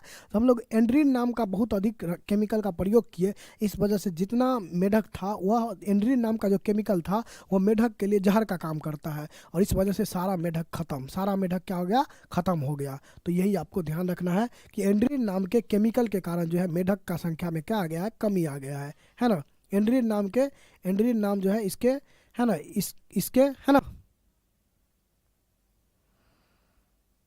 समझ गए? एंड्रीन नाम के केमिकल के प्रयोग के कारण जो है ये हुआ है कि इसका संख्या कम हुआ है, किसका? मेढक का। इस तरीक़ा से बहुत सारा जानवर है जो विलुप्त होते जा रहा है तरह तरह के केमिकल के प्रयोग के कारण, है ना। तरह तरह के केमिकल के प्रयोग के कारण क्या होते जा रहा है? बहुत सारा जो मतलब बहुत सारा जो पशु पक्षी है, जानवर है ना, ये सब चीज़ धीरे धीरे विलुप्त होते जा रहा है। ठीक। उसके बाद है कि काली मिट्टी किसके लिए उपयुक्त है? तो अभी तुरंत आपको बताया, कपास की खेती के लिए काली मिट्टी जाना जाता है। काली मिट्टी कपास की खेती के लिए आपको जाना जाता है ना। कपास की खेती के लिए इसको जाना जाता है। काली मिट्टी को हम लोग क्या क्या नाम से जानते हैं? तो काली कपासी मृदा भी कहते हैं। काली मिट्टी को हम लोग काली कपासी मिट्टी भी कहते हैं, और इसको हम लोग रेगुर मिट्टी भी इसी को कहते हैं, है ना। रेगुर मिट्टी जो है ये भी हम लोग इसी को कहते हैं। ठीक है, आपको यह ध्यान रखना है, रेगुर मिट्टी भी हम लोग काली मिट्टी को ही कहते हैं। तो काली मिट्टी का दो नाम है, काली कपासी मृदा और उसके बाद रेगुर मिट्टी, दोनों जो आपका है यही है। ठीक है, काली मिट्टी को ही कहा जाता है। नेक्स्ट है, काली मिट्टी का दूसरा नाम क्या है? काली मिट्टी का दूसरा नाम बलुई मिट्टी, रेगुर मिट्टी, लाल मिट्टी, पर्वतीय मिट्टी। तो काली मिट्टी को रेगुर मिट्टी कहा जाता है, और ये जो होता है कपास की खेती के लिए प्रसिद्ध होता है। ये मिट्टी क्या होता है? कपास की खेती के लिए प्रसिद्ध होता है। ठीक है। नेक्स्ट है, मरुस्थलीय मिट्टी कहाँ पाया जाता है? मरुस्थलीय मिट्टी यूपी में, राजस्थान में, कर्नाटक में, महाराष्ट्र में। तो आपको याद रखना है, मरुस्थलीय मिट्टी के लिए राजस्थान प्रसिद्ध है ना। बालू वाला मिट्टी कहाँ पाया जाएगा सबसे ज़्यादा? राजस्थान में, है ना। तो राजस्थान में आपका जो है मरुस्थलीय मिट्टी, राजस्थान, गुजरात, ये जो इलाका है यहाँ पर मरुस्थलीय मिट्टी ज़्यादा पाया जाता है। ठीक। नेक्स्ट आपका है, पंजाब में भूमि निम्नीकरण का मुख्य कारण क्या है? पंजाब का जो भूमि है वह क्यों खराब हो रहा है? पंजाब का भूमि तो अधिक सिंचाई के कारण, पंजाब में बहुत अधिक सिंचाई किया गया, इस वजह से उसका ज़मीन क्या हो रहा है? खराब हो रहा है ना। पंजाब में अधिक सिंचाई के कारण उसका ज़मीन क्या हो रहा है? खराब हो रहा है। ठीक है, तो ये आपको ध्यान रखना है कि पंजाब में अधिक सिंचाई के कारण ज़मीन क्या हो रहा है? खराब हो रहा है। नेक्स्ट आपका है, निम्न में पुरानी जलोढ़ मिट्टी कौन है? पुरानी जलोढ़ मिट्टी को किसको हम लोग कहते हैं? तो पुराना वाला को हम लोग जलोढ़ मिट्टी किसको कहते हैं? तो नदी के द्वारा बहा कर लाए गई मिट्टी को जलोढ़ मिट्टी कहते हैं। और एक होता है जलोढ़ मिट्टी बांगर, और एक होता है खादर। बांगर किसको कहते हैं? पुराना वाला को बांगर, है ना। पुरानी जलोढ़ मिट्टी को हम लोग क्या कहेंगे? बांगर, और नया जलोढ़ मिट्टी को हम लोग क्या कहते हैं? खादर कहते हैं। तो यहाँ पर पूछा जा रहा है पुरानी जलोढ़ मिट्टी, तो इसका आंसर क्या हो जाएगा? बांगर। पुरानी जलोढ़ मिट्टी को हम लोग बांगर कहते हैं, और नया जलोढ़ मिट्टी को हम लोग क्या कहते हैं? खादर कहते हैं। ठीक है। नेक्स्ट है, निम्न में से कौन मृदा निर्माण का कारक है? मिट्टी के निर्माण का कारक कौन कौन है? जलवायु, वनस्पति, चट्टान, ये सब कुछ देख करके मिट्टी, ये सब चीज़ के कारण मिट्टी का निर्माण होता है। तो ऑप्शन नंबर डी जो है इसका सही आंसर हो जाएगा। मिट्टी निर्माण का कारक क्या है? जलवायु भी है, वनस्पति भी है, चट्टान भी है। जलवायु भी है, वनस्पति भी है, और चट्टान भी है। काली मिट्टी कहाँ पाया जाता है पूछा जा रहा है। काली मिट्टी आपको कहाँ पाया जाएगा? झारखंड में, महाराष्ट्र में, पश्चिम बंगाल में, अरुणाचल प्रदेश में। इसका आंसर सही क्या हो जाएगा? महाराष्ट्र में काली मिट्टी पाया जाता है। कहाँ? काली मिट्टी महाराष्ट्र में पाया जाता है। ठीक। आय करा कि निम्न में से किसे नवीन जलोढ़ मिट्टी कहा जाता है? नया जलोढ़ मिट्टी किसको कहा जाता है? जलोढ़ मिट्टी दो प्रकार का होता है, एक होता है पुराना जलोढ़ मिट्टी, एक होता है नया जलोढ़ मिट्टी। पुराना को क्या कहते हैं? बांगर, और नया को खादर, है ना। तो नया जलोढ़ मिट्टी को हम लोग क्या कहेंगे? खादर कहेंगे। नवीन जलोढ़, नवीन मतलब क्या होता है? नया। तो नया जलोढ़ मिट्टी को क्या कहा जाता है? खादर कहा जाता है। नया जलोढ़ मिट्टी को खादर और पुराना जलोढ़ मिट्टी को बांगर कहा जाता है। ठीक है ना। उसके बाद रेगुर मिट्टी हम लोग किसको कहते हैं? रेगुर मिट्टी हम लोग किसको कहते हैं? तो काली मिट्टी को हम लोग रेगुर मिट्टी कहते हैं। काली मिट्टी जो होता है इसको हम लोग रेगुर मिट्टी के नाम से जानते हैं। जो आपका काली मिट्टी को रेगुर मिट्टी कहा जाता है। काली मिट्टी को काली कपासी मिट्टी भी कहा जाता है, कपासी मिट्टी भी कहा जाता है ना। काली मिट्टी को कपासी मिट्टी भी कहा जाता है। ठीक है, तो ये रहा आपका क्वेश्चन, क्या क्वेश्चन बैंक का, है ना। अब देख लिए क्वेश्चन बैंक का क्वेश्चन जो है कहाँ से आया है ना। क्वेश्चन बैंक का क्वेश्चन आपको हम जो बताए थे कि ये सब इंपॉर्टेंट है, वहीं से ज़्यादा क्वेश्चन बनता है क्वेश्चन बैंक में। ठीक है, वहीं से जो है ज़्यादा क्वेश्चन कहाँ बनता है? क्वेश्चन बैंक में बनता है। ठीक है, जो आपको इम्पोर्टेंट हम टिक बोल देते हैं या टिक लगा देते हैं वहाँ से। ठीक है, चलिए अब कुछ एक्स्ट्रा क्वेश्चन भी देखते हैं। जैसे जलोढ़ मिट्टी में कौन सा तत्व प्रचुर मात्रा में पाया जाता है, जलोढ़ मिट्टी में क्या ज़्यादा मात्रा में पाया जाता है, ये आपसे पूछा जा रहा है ना। चलिए तो बताइएगा जलोढ़ मिट्टी में क्या अधिक मात्रा में पाया जाता है। ठीक है, जलोढ़ मिट्टी में ज़्यादा मात्रा में क्या पाया जाता है, पोटास, है ना। जलोढ़ मिट्टी में अधिक मात्रा में क्या पाया जाता है, पोटास, है ना, अधिक मात्रा में पाया जाता है ना। फास्फोरस, नाइट्रोजन ये सब जो है थोड़ा कम पाया जाता है। जलोढ़ मिट्टी में पोटास जो है वो अधिक मात्रा में पाया जाता है, प्रचुर मात्रा में पाया जाता है। ठीक, उसके बाद अगर हम लोग बात करें भारत का सबसे उपजाऊ मिट्टी कौन है, तो जलोढ़ मिट्टी सबसे उपजाऊ मिट्टी है। नदी के द्वारा बहा कर लाई गई मिट्टी को हम लोग क्या कहते हैं, जलोढ़ मिट्टी कहते हैं। और ये जो होता है क्या होता है, सबसे उपजाऊ मिट्टी होता है। और ये उत्तर भारत में पाया जाता है। कहाँ पाया जाता है, उत्तर भारत में पाया जाता है। नेक्स्ट आपका है इनमें से किस राज्य में काली मिट्टी पाई जाती है, तो काली मिट्टी का अगर हम लोग बात करें तो महाराष्ट्र एक नंबर पे आता है काली मिट्टी में, है ना। काली मिट्टी में महाराष्ट्र जो है आपका एक नंबर पे आता है। उसके बाद है लेटेराइट मिट्टी का रंग कैसा होता है, लाले होता है। कैसा होता है, लाल होता है लेटेराइट मिट्टी का। इसमें जो है चाय, कहवा, काजू ये सब चीज़ का खेती किस मिट्टी में होता है, लेटेराइट मिट्टी में ही होता है ना। नेक्स्ट आपका मृदा का विस्तार निम्न में से कहाँ है, कौन सा मृदा का बात किया जा रहा है, कौन सा मिट्टी, है ना। शायद जलोढ़ मिट्टी होगा यहाँ पे, तो जलोढ़ मिट्टी का बात किया जाए तो यूपी हो जाएगा, है ना। अगर जलोढ़ मिट्टी का यहाँ पर बात किया जाए कि जलोढ़ मृदा का विस्तार कहाँ है, तो यह सबसे अधिक मतलब जलोढ़ मृदा का विस्तार कहाँ है, तो उत्तर प्रदेश हो जाएगा। नेक्स्ट है भारत में चारागाह के अंतर्गत कितना भूमि है, भारत में चारागाह भूमि कितना है। चारागाह मतलब जहाँ पर पशुओं को चराया जाता है, तो ये लगभग 4% जमीन जो है वो क्या है, चारागाह भूमि है। कितना, लगभग 4% जमीन जो है ये क्या है, चारागाह भूमि है। ठीक है ना। नेक्स्ट है भारत में पहाड़ से भरी भूमि कितना प्रतिशत है, भारत में पहाड़ से भूमि भरी हुई भूमि कितना प्रतिशत है लगभग, तो पहाड़ से भरी हुई भूमि का बात किया जाए तो हम लोग देखे थे 30%। 40% आपका क्या है, 40% मैदानी क्षेत्र है, 30% जो है आपका पहाड़ी क्षेत्र है ना। और उसके बाद कुछ पठारी क्षेत्र भी है, कुछ क्या पठारी क्षेत्र भी है। तो इसका सही आंसर क्या आ जाएगा, 30%। पहाड़ से भरी हुई भूमि कितना प्रतिशत, 30% पहाड़ी भूमि हम लोग के यहाँ पर है। आगे आप प्रायद्वीपीय भारत की नदी घाटी में कौन सी मिट्टी मिलती है, तो प्रायद्वीपीय भारत का जो नदी घाटी है वहाँ पर जलोढ़ मिट्टी पाया जाता है। कौन सा मिट्टी, जलोढ़ मिट्टी पाया जाता है। भारत में सबसे अधिक किस मिट्टी का विस्तार है, तो सबसे अधिक जलोढ़ मिट्टी का ही विस्तार है। किस मिट्टी का, जलोढ़ मिट्टी ही सबसे ज़्यादा पाया जाता है। पुराना जलोढ़ मिट्टी को हम लोग क्या कहते हैं, पुराना को बांगर, पुराना को क्या कहेंगे, बांगर कहेंगे, है ना। बांगर यहाँ लिखा नहीं, भांगर लिखा गया है, तो इसको बांगर कर लीजिए। पुराना जलोढ़ मिट्टी को हम लोग क्या कहेंगे, बांगर कहेंगे। नया जलोढ़ मिट्टी को खादर कहेंगे, है ना। तो इस तरीके से 20 क्वेश्चन आपका यहाँ से रहा, ये 20 क्वेश्चन, ठीक है। 20 जो क्वेश्चन है ये आपका रहा, है ना। इसमें से बताइएगा आप लोग का कितना सही हुआ, ठीक है ना। चलिए तो आपको हम समझा दिए, सारा 20 क्वेश्चन डिस्कस कर दिए, 20 क्वेश्चन, है ना। उससे रिलेटेड बहुत सारा क्वेश्चन जो बात है उसको आपको ध्यान रखना है, ठीक है। कोई दिक्कत तो नहीं है यहाँ तक 20 क्वेश्चन में, बताइएगा 20 क्वेश्चन में कोई दिक्कत।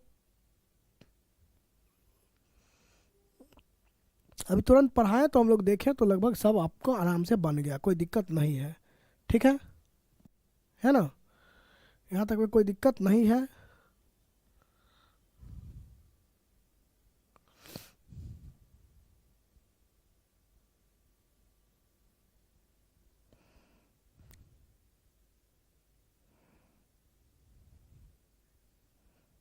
कोई दिक्कत,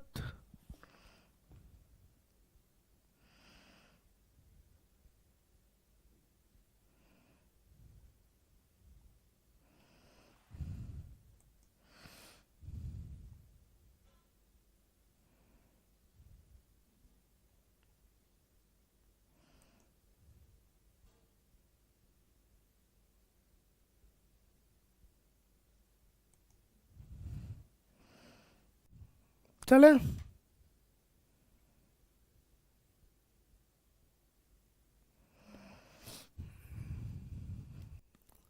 चलिए लघुत्तरीय प्रश्न को अब हम लोग देख लेते हैं, जो अभी हम लोग पढ़े हैं उसी आधार पे होगा, एकदम इजी। देखिए पहला क्वेश्चन है, जलोढ़ मृदा के विस्तार वाले राज्य का नाम बताइए। जलोढ़ मिट्टी कहाँ कहाँ पाया जाता है ये आपको बताना है। जलोढ़ मिट्टी कहाँ कहाँ पाया जाता है, यानी उत्तर भारत।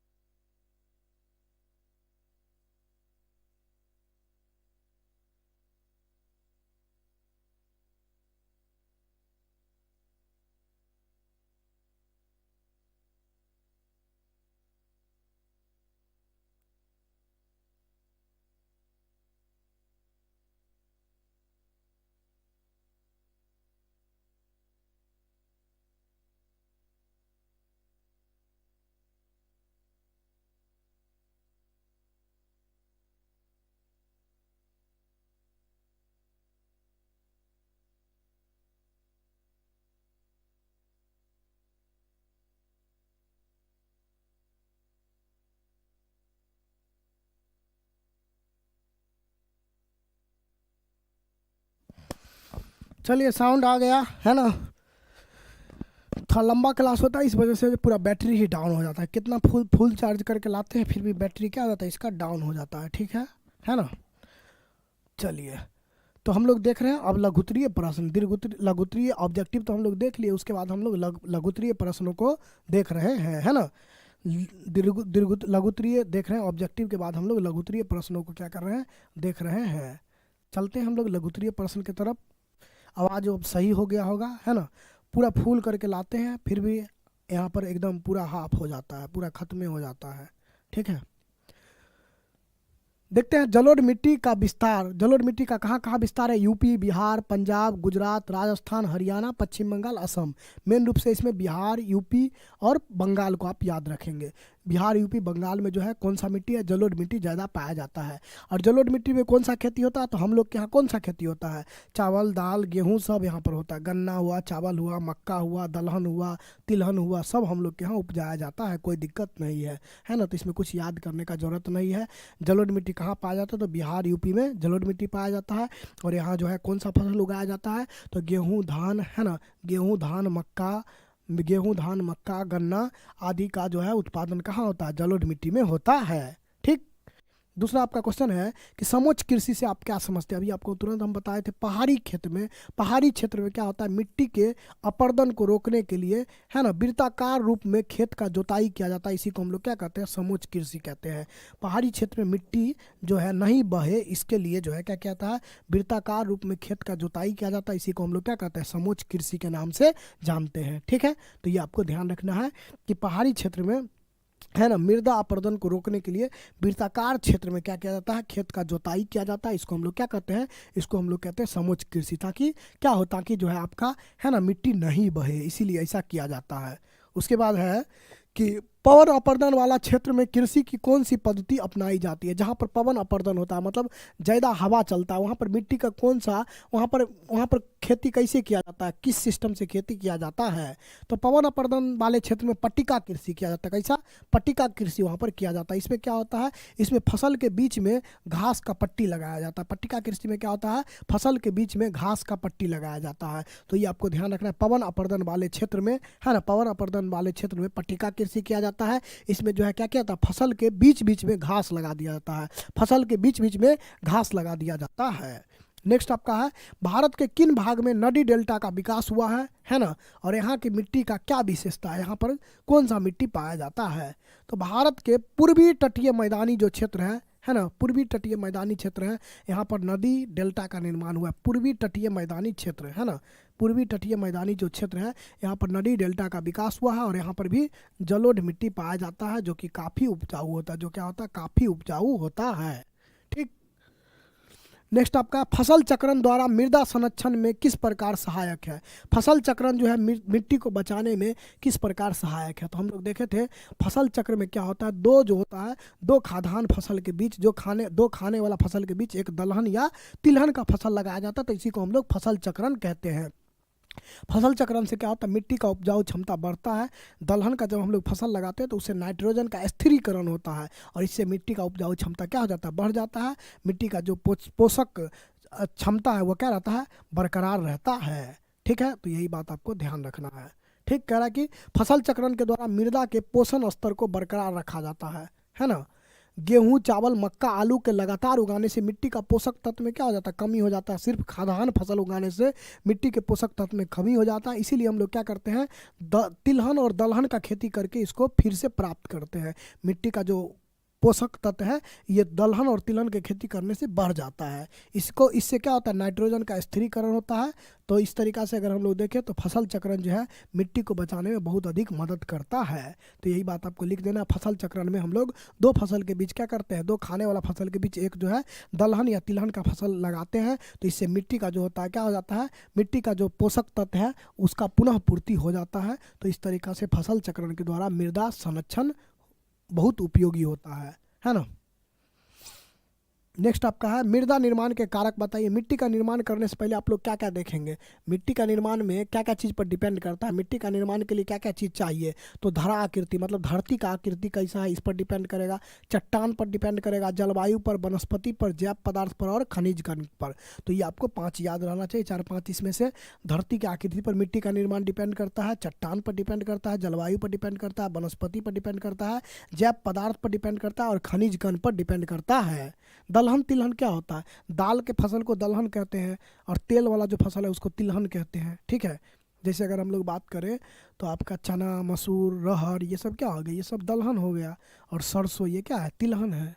ठीक है, आ गया जलोढ़ मिट्टी से आप क्या समझते हैं, जलोढ़ मिट्टी किसको कहते हैं और जलोढ़ मिट्टी में कौन सा फसल उगाया जाता है। जलोढ़ मिट्टी में कौन सा फसल उगाया जाता है, तो हम लोग जानते हैं नदी के द्वारा बहा कर लाए गए मिट्टी को क्या कहते हैं, जलोढ़ मिट्टी। जो मिट्टी नदी बहा करके लाता है उसको क्या कहते हैं, जलोढ़ मिट्टी। और जलोढ़ मिट्टी में हम लोग जो है चावल, धान, गेहूँ है ना, आलू, मक्का, गन्ना ये सब फसल का खेती करते हैं। हम लोग के यहाँ जलोढ़ मिट्टी पाया जाता है।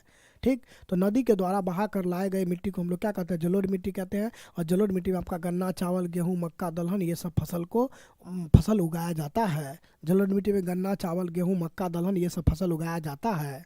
ठीक, नेक्स्ट आपका है खादर और बांगर में अंतर स्पष्ट करिए। खादर मिट्टी किसको कहेंगे, बांगर मिट्टी किसको कहेंगे, आपको पता है अच्छे से। बांगर पुराना जलोढ़ मिट्टी को क्या कहते हैं, हम लोग बांगर कहते हैं और नया जलोढ़ मिट्टी को खादर कहते हैं। जो पुराना वाला जलोढ़ मिट्टी है उसको बांगर कहा जाता है और जो एकदम नया वाला जलोढ़ मिट्टी है उसको हम लोग क्या कहते हैं, खादर कहते हैं। तो पुराना जलोढ़ मिट्टी को बांगर कहते हैं, नया जलोढ़ मिट्टी को खादर कहते हैं। ठीक, चलिए नेक्स्ट है डेल्टाई मिट्टी का विशेषता लिखिए। डेल्टाई मिट्टी का क्या विशेषता होता है ना। जो नदी के द्वारा जो बहाकर मिट्टी लाया जाता है उसी को हम लोग जलोढ़ या डेल्टाई मिट्टी कहते हैं, है ना। पूर्वी तटीय मैदान में ये मिट्टी पाया जाता है, पूर्वी तटीय मैदान में जो है ये मिट्टी पाया जाता है।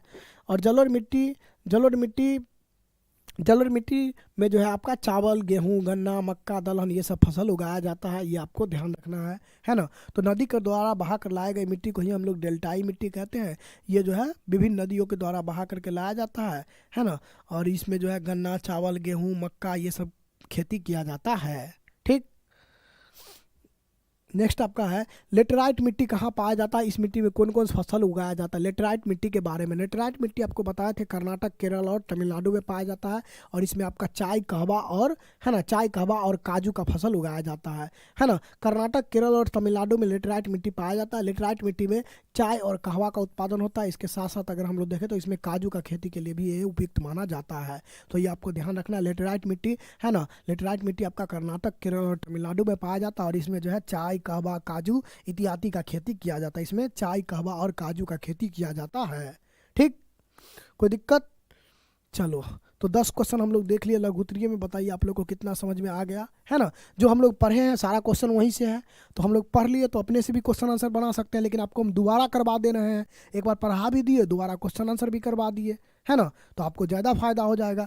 देख लेंगे वहाँ पर कैसे क्वेश्चन आता है, फिर यहाँ कैसे क्वेश्चन आता है, दोनों आपको दिमाग में बैठ जाएगा। तो इसलिए हम दोबारा करवा दे रहे हैं एक ही चीज़।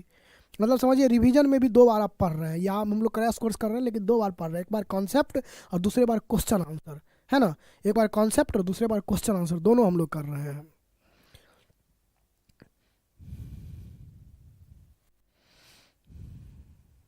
है ना।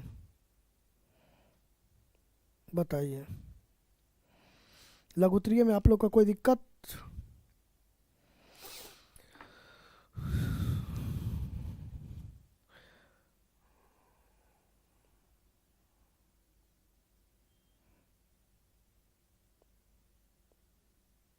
सब्जेक्टिव क्वेश्चन सर इस चैप्टर का VVI क्वेश्चन DPP के लिए आज दे दीजिएगा प्लीज़। हम क्वेश्चन बैंक नहीं है इसलिए सिर्फ आपके नोट्स से ही पढ़ते हैं। तो नोट्स काफ़ी है ना, नोट्स में आप नोट्स अगर आपके पास है तो कोई चीज़ का ज़रूरी कहाँ है, ना बुक का ज़रूरी है ना कुछ का ज़रूरी है। इसमें सब कुछ है। इसमें क्वेश्चन बैंक भी है, आपको देखिए क्वेश्चन बैंक नहीं है, क्वेश्चन बैंक इसमें है ना। देखिए ये क्वेश्चन 2018 में पूछा गया तो यहाँ पर लिखा हुआ है ना 2018, यही तो है क्वेश्चन बैंक। इसमें क्वेश्चन बैंक भी है, इसमें नोट्स में सब कुछ है। 2021 का क्वेश्चन तो 2021 यहाँ लिखा हुआ है ना, 2021 यहाँ लिखा हुआ है। उसके बाद अगर हम लोग बात करें 2019 का क्वेश्चन तो यहाँ 2019 लिखा हुआ है। उसके बाद 2017 का क्वेश्चन तो ये 2017 लिखा हुआ है। 2024 तक का अपडेट है, सबसे बड़ी बात ये है 2012 लिखा हुआ है। उसके बाद अगर हम लोग बात करें तो यहाँ 2024 लिखा हुआ है, जो कि पूरे हम कहें तो हम अभी तक किसी सर का नहीं देखे हैं जो 2024 तक का अपडेट है ना। 2024 तक का अपडेट आपको यहीं पर मिल रहा होगा और कहीं नहीं मिल रहा होगा। 2024 तक का update, question bank, question answer, सब कुछ। तो इसमें आपका सब कुछ है इसी में, कुछ आपको बाहर से करने का ज़रूरत ही नहीं है। नोट्स पढ़ना है, नोट्स पढ़ लीजिए, है ना। क्वेश्चन आंसर पढ़ना है, पूरा क्वेश्चन आंसर पढ़ लीजिए। सिर्फ क्वेश्चन बैंक पढ़ना है तो वो भी टिक लगा हुआ है, खाली उसी को पढ़ लीजिए। तो जो आप चाहते हैं सब कुछ यहाँ अवेलेबल है इसमें, ठीक है। अब थोड़ा सा दिमाग तो आप लगाइएगा ना कि कौन आपको पढ़ना है, ये तो डिसाइड करिए खुद से कि हमको पूरा पढ़ना है, 450 नंबर लाना है तो पूरा पढ़ना है, नोट्स भी पढ़ना है, क्वेश्चन आंसर भी पढ़ना है, क्वेश्चन बैंक भी पढ़ना है ना। अगर 400 नंबर में काम चल जाएगा तो सिर्फ क्वेश्चन आंसर और क्वेश्चन बैंक पढ़ लीजिए, और उससे भी कम नंबर लाना है आपको, 300 नंबर लाना है तो खाली क्वेश्चन बैंक पढ़ लीजिए, ठीक है। तो इतना आप डिसाइड कर लीजिए कि आपको क्या करना है, ठीक है। पूरा नंबर लाना है तो पूरा पढ़िए, 450 नंबर लाना है तो आपको नोट्स जो लिखा हुआ है पॉइंट, है ना, कॉन्सेप्ट, उसको भी पढ़ना होगा, क्वेश्चन आंसर भी करना होगा और क्वेश्चन बैंक भी करना होगा, है ना। तब आप 450 पार करेंगे। अगर आपको 400 में खुश हैं आप तो खाली क्वेश्चन आंसर कर लीजिए और क्वेश्चन बैंक कर लीजिए, है ना। क्वेश्चन आंसर कर लीजिए और क्वेश्चन बैंक कर लीजिए। और अगर आप इहो से कम में खुश हैं, 300 खाली फर्स्ट डिवीज़न आ जाए, 10,000 रुपये हमको मिल जाए सरकार से, बात ख़त्म, हमको 450 500 नहीं लाना है, तो इसके लिए उपाय है खाली क्वेश्चन बैंक पढ़ लीजिए।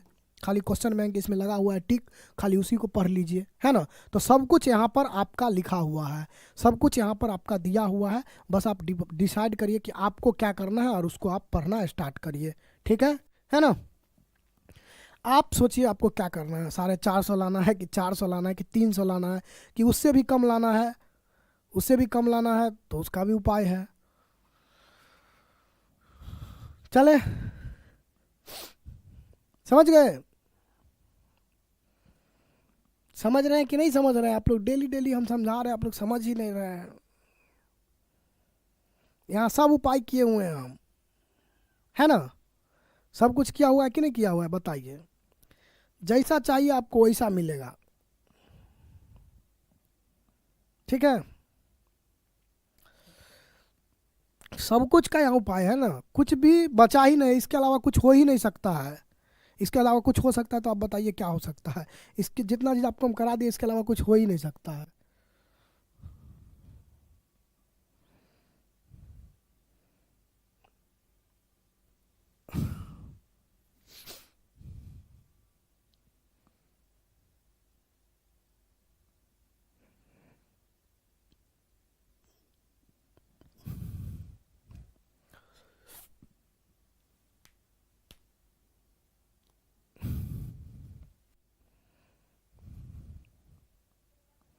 चले,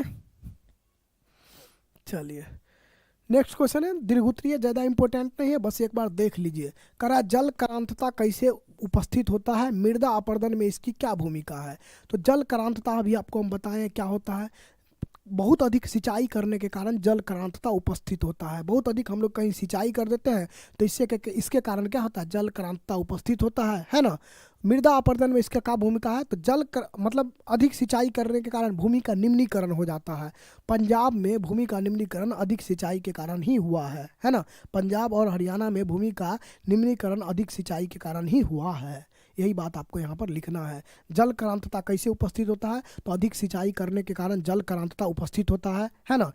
अधिक सिंचाई करने के कारण जल करांतता उपस्थित होता है। मृदा अपरदन में इसकी क्या भूमिका है, मृदा अपरदन में इसकी क्या भूमिका है, तो जल करांतता के कारण क्या हो जाता है, जल करांतता के कारण, है ना, मृदा का अपरदन होता है। पंजाब हरियाणा में जो है मृदा अपरदन, इसी के कारण, अधिक सिंचाई के कारण ही मिट्टी खराब हो गया है पंजाब और हरियाणा का मिट्टी, ठीक है ना। समझ गए। नेक्स्ट क्वेश्चन है आपका, मृदा संरक्षण पर एक निबंध लिखिए। मृदा संरक्षण कैसे करेंगे हम लोग, मिट्टी का संरक्षण क्यों करेंगे, मिट्टी को बचाना क्यों जरूरी है, ये आपसे पूछा जा रहा है। तो हम लोग जानते हैं मृदा जो है एक प्राकृतिक संसाधन है, मिट्टी जो है एक मौलिक संसाधन है, और इसका संरक्षण क्या है, जरूरी है। क्योंकि अगर मिट्टी न रहे तो हम लोग को भोजन मिलेगा, नहीं मिलेगा। मिट्टी न रहे तो हम लोग को भोजन ही नहीं मिलेगा। तो इसीलिए इसको बचाना क्या है, जरूरी है, क्योंकि ये हमारे लिए बहुत बहुमूल्य चीज़ है, ठीक है ना। मिट्टी में समस्या क्या आ रहा है, तो बहुत अधिक सिंचाई करने के कारण, बहुत ज़्यादा केमिकल का उपयोग करने के कारण, है ना, बहुत ज़्यादा पशु को चराने के कारण मिट्टी क्या हो रहा है, खराब हो रहा है। तो इसको जो है हम लोग, है ना, अलग अलग तरीका से बचा सकते हैं। जैसे मिट्टी खराब क्यों हो रहा है, तो वन उन्मूलन, मतलब बहुत ज़्यादा पेड़ काटने के कारण, बहुत ज़्यादा पशु चराने के कारण, बहुत ज़्यादा खनन करने के कारण, केमिकल का ज़्यादा उपयोग करने के कारण क्या हो रहा है, भूमि खराब हो रहा है। और इसके बचाने के लिए हमको क्या करना होगा, फसल चक्रण, समोच्च जुताई, पट्टिका कृषि, रसायन का कम उपयोग हम लोग को अगर करेंगे तो इससे क्या हो जाएगा, इससे जो है मिट्टी को बचाया जा सकता है ना। ये सब विधि से मिट्टी को बचाया जा सकता है। तो यही आपको लिख देना है ना। मिट्टी मृदा संरक्षण क्या है, मिट्टी को बचाना क्यों जरूरी है, मिट्टी क्यों खराब हो रहा है, मिट्टी को कैसे बचाएंगे, ये सब बात इसमें आपको लिख देना है। ठीक। उसके बाद है, भारत में ज़्यादा पशुधन होने के बावजूद भी भारतीय अर्थव्यवस्था में इसका योगदान लगभग नगण्य, स्पष्ट करें। हम लोग जानते हैं कि सबसे ज़्यादा जो पशु है वो भारत में ही है ना। फिर भी पैसा इससे नहीं आता है, पैसा इससे नहीं आता, इसका क्या कारण है, तो आपको लिखना है ना। भारत में पशुधन तो अधिक है, भारत में तो पशुधन तो अधिक है, लेकिन हमारे यहाँ चारागाह भूमि कम है, जहाँ पर पशु को चराया जाए, गाय भैंस बकरी को चराया जाए, है ना, ये कम है। इसी के कारण इसका जो है अर्थव्यवस्था में क्या है, योगदान नगण्य है। हमारे यहाँ इसके लिए चारा चराने के लिए भूमि ही नहीं है ना। हमारे पास गाय भैंस बकरी बहुत है, लेकिन इसको हम लोग चरा नहीं पाते हैं। इस वजह से इसका जो इससे हम लोग कमा नहीं पाते हैं, ज़्यादा ये दूध नहीं दे पाता है। इस वजह से जो है ना, अर्थव्यवस्था में इसका योगदान बहुत कम है। तो ये तीनों क्वेश्चन है जो पूछा नहीं गया, भविष्य में पूछा जा सकता है, समझ करके रहिए। ये क्वेश्चन इस बार पूछा गया है, जलोढ़ मिट्टी के विशेषता को बताइए। तो आपको हम पहले ही बता दिया, जलोढ़ मिट्टी हम लोग किसको कहेंगे, तो नदी के द्वारा बहा कर लाए गए मिट्टी को क्या कहते हैं, जलोढ़ मिट्टी कहते हैं। नदी के द्वारा बहा कर लाए गए मिट्टी को क्या कहते हैं, जलोढ़ मिट्टी कहते हैं। जलोढ़ मिट्टी दो प्रकार का होता है, बांगर और खादर, है ना। पुराना जलोढ़ मिट्टी को बांगर कहते हैं, नया जलोढ़ मिट्टी को खादर कहते हैं। पुराना जलोढ़ मिट्टी को बांगर कहते हैं, नया जलोढ़ मिट्टी को खादर कहते हैं। और उसके बाद कुछ और बात लिख सकते हैं जलोढ़ मिट्टी के बारे में। जलोढ़ मिट्टी में, है ना, गन्ना, गेहूँ, चावल, है ना, आलू, मक्का, ये सब खेती किया जाता है। जलोढ़ मिट्टी आपका यूपी, बिहार, बंगाल, राजस्थान, गुजरात आदि राज्य में पाया जाता है ना। तो ये बात आपको लिख देना है जलोढ़ मिट्टी के बारे में। तो ये क्वेश्चन इस बार सिर्फ दीर्घोत्तरीय में पूछा गया, आगे भी रिपीट कर सकता है, नहीं तो यहाँ से तो लघुत्तरीय, लघुत्तरीय या ऑब्जेक्टिव आता ही आता है। तो ये इंपॉर्टेंट है आपका इधर, और बाद बाकी कोई दिक्कत नहीं है। देखते हैं 2024 लिखा हुआ है ना, 2024 के फर्स्ट शिफ्ट में पूछा गया था। चले, तो ये आपका जो है चैप्टर क्या हो गया, कंप्लीट हो गया, है ना। ये चैप्टर आपका क्या हो गया, कंप्लीट हो गया पूरा। हम लोग का ये पूरा chapter complete. Sir Bihar board का ऑफिशियल मॉडल पेपर आएगा तब तो करवाएंगे ना, अभी तो आने दीजिए, आएगा तो करवा देंगे। जैसे ही आएगा तो हम करवा देंगे, है ना। जैसे ही बिहार बोर्ड का ऑफिशियल मॉडल पेपर आएगा आपको हम करवा देंगे। एक दिन सेंटअप वाला भी क्वेश्चन करवा देंगे बीच में कहिए, तो थोड़ा सा टाइम कम मिलता है, क्योंकि इंटर वाला में क्लास रहता है ना, 12th का ज़्यादा पढ़ाना पड़ता है, तो इस वजह से 10th वाले पर कम ध्यान देता, तब भी कम ध्यान देते हैं। और कम ध्यान देते तो इतना चीज़ आपको पढ़ाते हैं, है ना। और थोड़ा ज़्यादा ध्यान देते तब देखिए, तब कितना चीज़ पढ़ाते, तब तो और भारी बहुत दिक्कत हो जाता आप लोग को। ऐसे ही आप लोग परेशान रहता है कि सर इतना पढ़ाते हैं, मतलब, है ना, इतना चीज़ देते हैं। और अगर थोड़ा सा अगर 12th का बोझ नहीं रहता तब कितना पढ़ाते, तब तो आप लोग एकदम दिक्कत हो जाता आप लोग को भारी वाला। ठीक है, तो हम लोग देख लिए, ये क्वेश्चन देख लीजिएगा दीर्घोत्तरीय में, ठीक है ना। अब बताइए आप लोग आज क्या हाल चाल है, आज संडे का दिन है, कोई दिक्कत है तो पूछिए।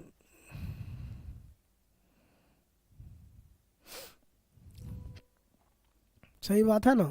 सर एग्जाम में अपने भाषा में लिखेंगे तो नंबर मिलेगा, पूरा नंबर मिलेगा, है ना। बस आपको लिख देना है, खाली प्रैक्टिस करिए लिखने का। एग्जामिनर देखिए, बात सही होना चाहिए, भाषा अपना हो तो और अच्छा है। बात ये नहीं कि आप बोल रहा है लिखने के लिए जलोढ़ मिट्टी के बारे में आप गाना लिख दिए तब दिक्कत हो जाएगा। जलोढ़ मिट्टी के बारे में बोल रहा है तो जलोढ़ मिट्टी के बारे में ही लिखना है, जो आप उसके बारे में जो जानते हैं वही बात लिखना है। भाषा किताब वाला हो तब भी चलेगा, अगर आपका अपना हो तो और अच्छा है, अपने भाषा में हो तो और भी अच्छा है। ठीक है, समझ गए। हाँ, लेकिन जलोढ़ मिट्टी के बारे में बोलेगा तो जलोढ़ मिट्टी के बारे में ही लिखना है, ऐसा नहीं लिख देंगे उसमें, है ना, मतलब कोई गाना उना नहीं लिख के आ जाएंगे। बहुत बच्चा है ना जो पूछता है जलोढ़ मिट्टी के बारे में तो लिख देता है प्रखंड हो या जिला लिख देता है, तब दिक्कत हो जाएगा, समझे। ऐसा देखते हैं बहुत सारा कॉपी वायरल होता है, जिसमें वीडियो वायरल होता है, उसमें ऐसा ऐसा लिखा हुआ रहता है, तो वो सब नहीं करना है आप लोग को, बस जो बोला गया है उसी के बारे में लिखना है, ठीक है।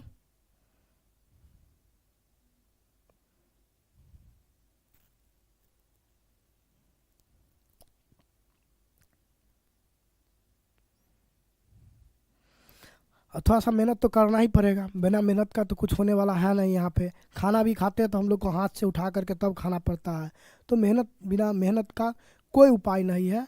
अगर अगर सोच रहे हैं कि बिना मेहनत का कुछ हो जाएगा तो भूल जाइए, है ना। बिना मेहनत का थर्ड डिवीजन अगर कर सकते हैं, 150 नंबर आ सकता है, इसके अलावा कुछ नहीं होने वाला है ना। 30-30 नंबर सब विषय में आ जाएगा, है ना। 150 नंबर थर्ड डिवीजन कर सकता है बिना मेहनत का। और इससे ज़्यादा आगे तो मेहनत तो करना ही पड़ेगा, बिना मेहनत का तो होने वाला नहीं है। तो मेहनत आप लोग अधिक से अधिक करिए, है ना।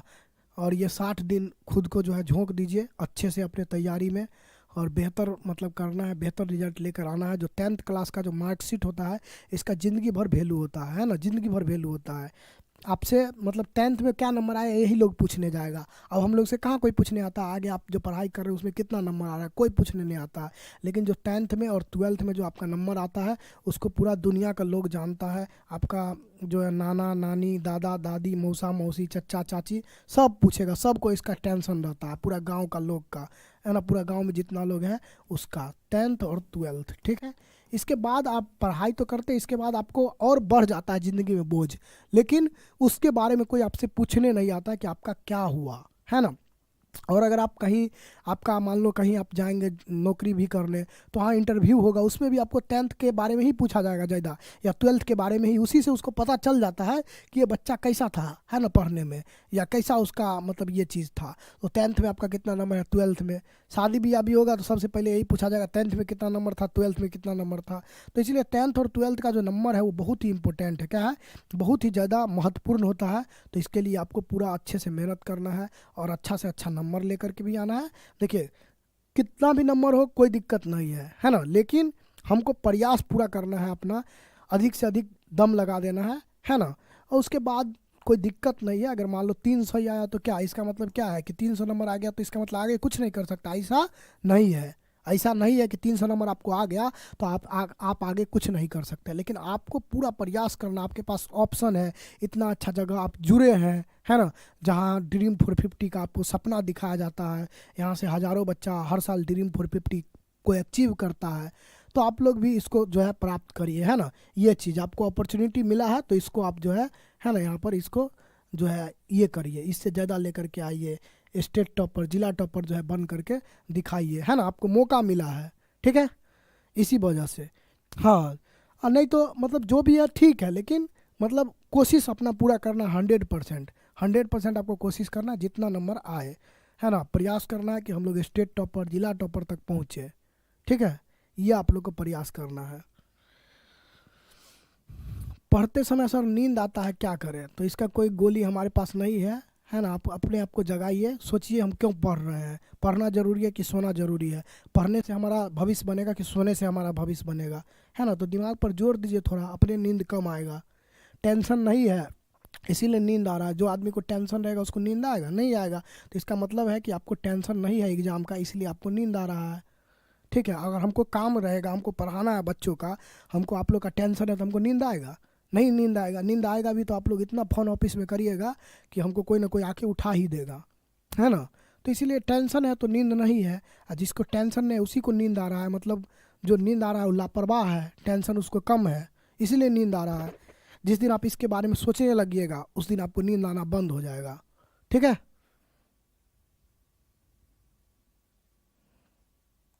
और कोई दिक्कत? नॉन हिंदी वाले बच्चों मिल जाएगा क्लास, थोड़ा सा वेट कर लीजिए। जो जितना चैप्टर हो रहा है उसको पढ़ते रहिए, फिर हम लोग थोड़ा क्लास ज़्यादा हो जाता है तो इस वजह से नहीं खींच पा रहे हैं, लेकिन कर देंगे आपको, लास्ट लास्ट तक हम पूरा कंप्लीट कर देंगे।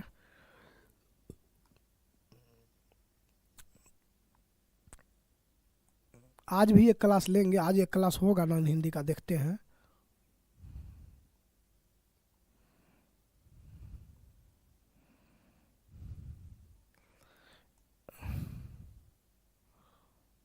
कोई दिक्कत और आप लोग को?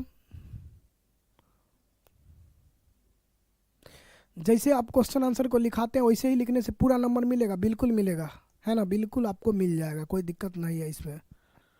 ठीक है, एकदम अच्छे से लिखा के आंसर पॉइंट है, इसमें थोड़े हम गाना लिख दिए जो आपको नंबर नहीं मिलेगा।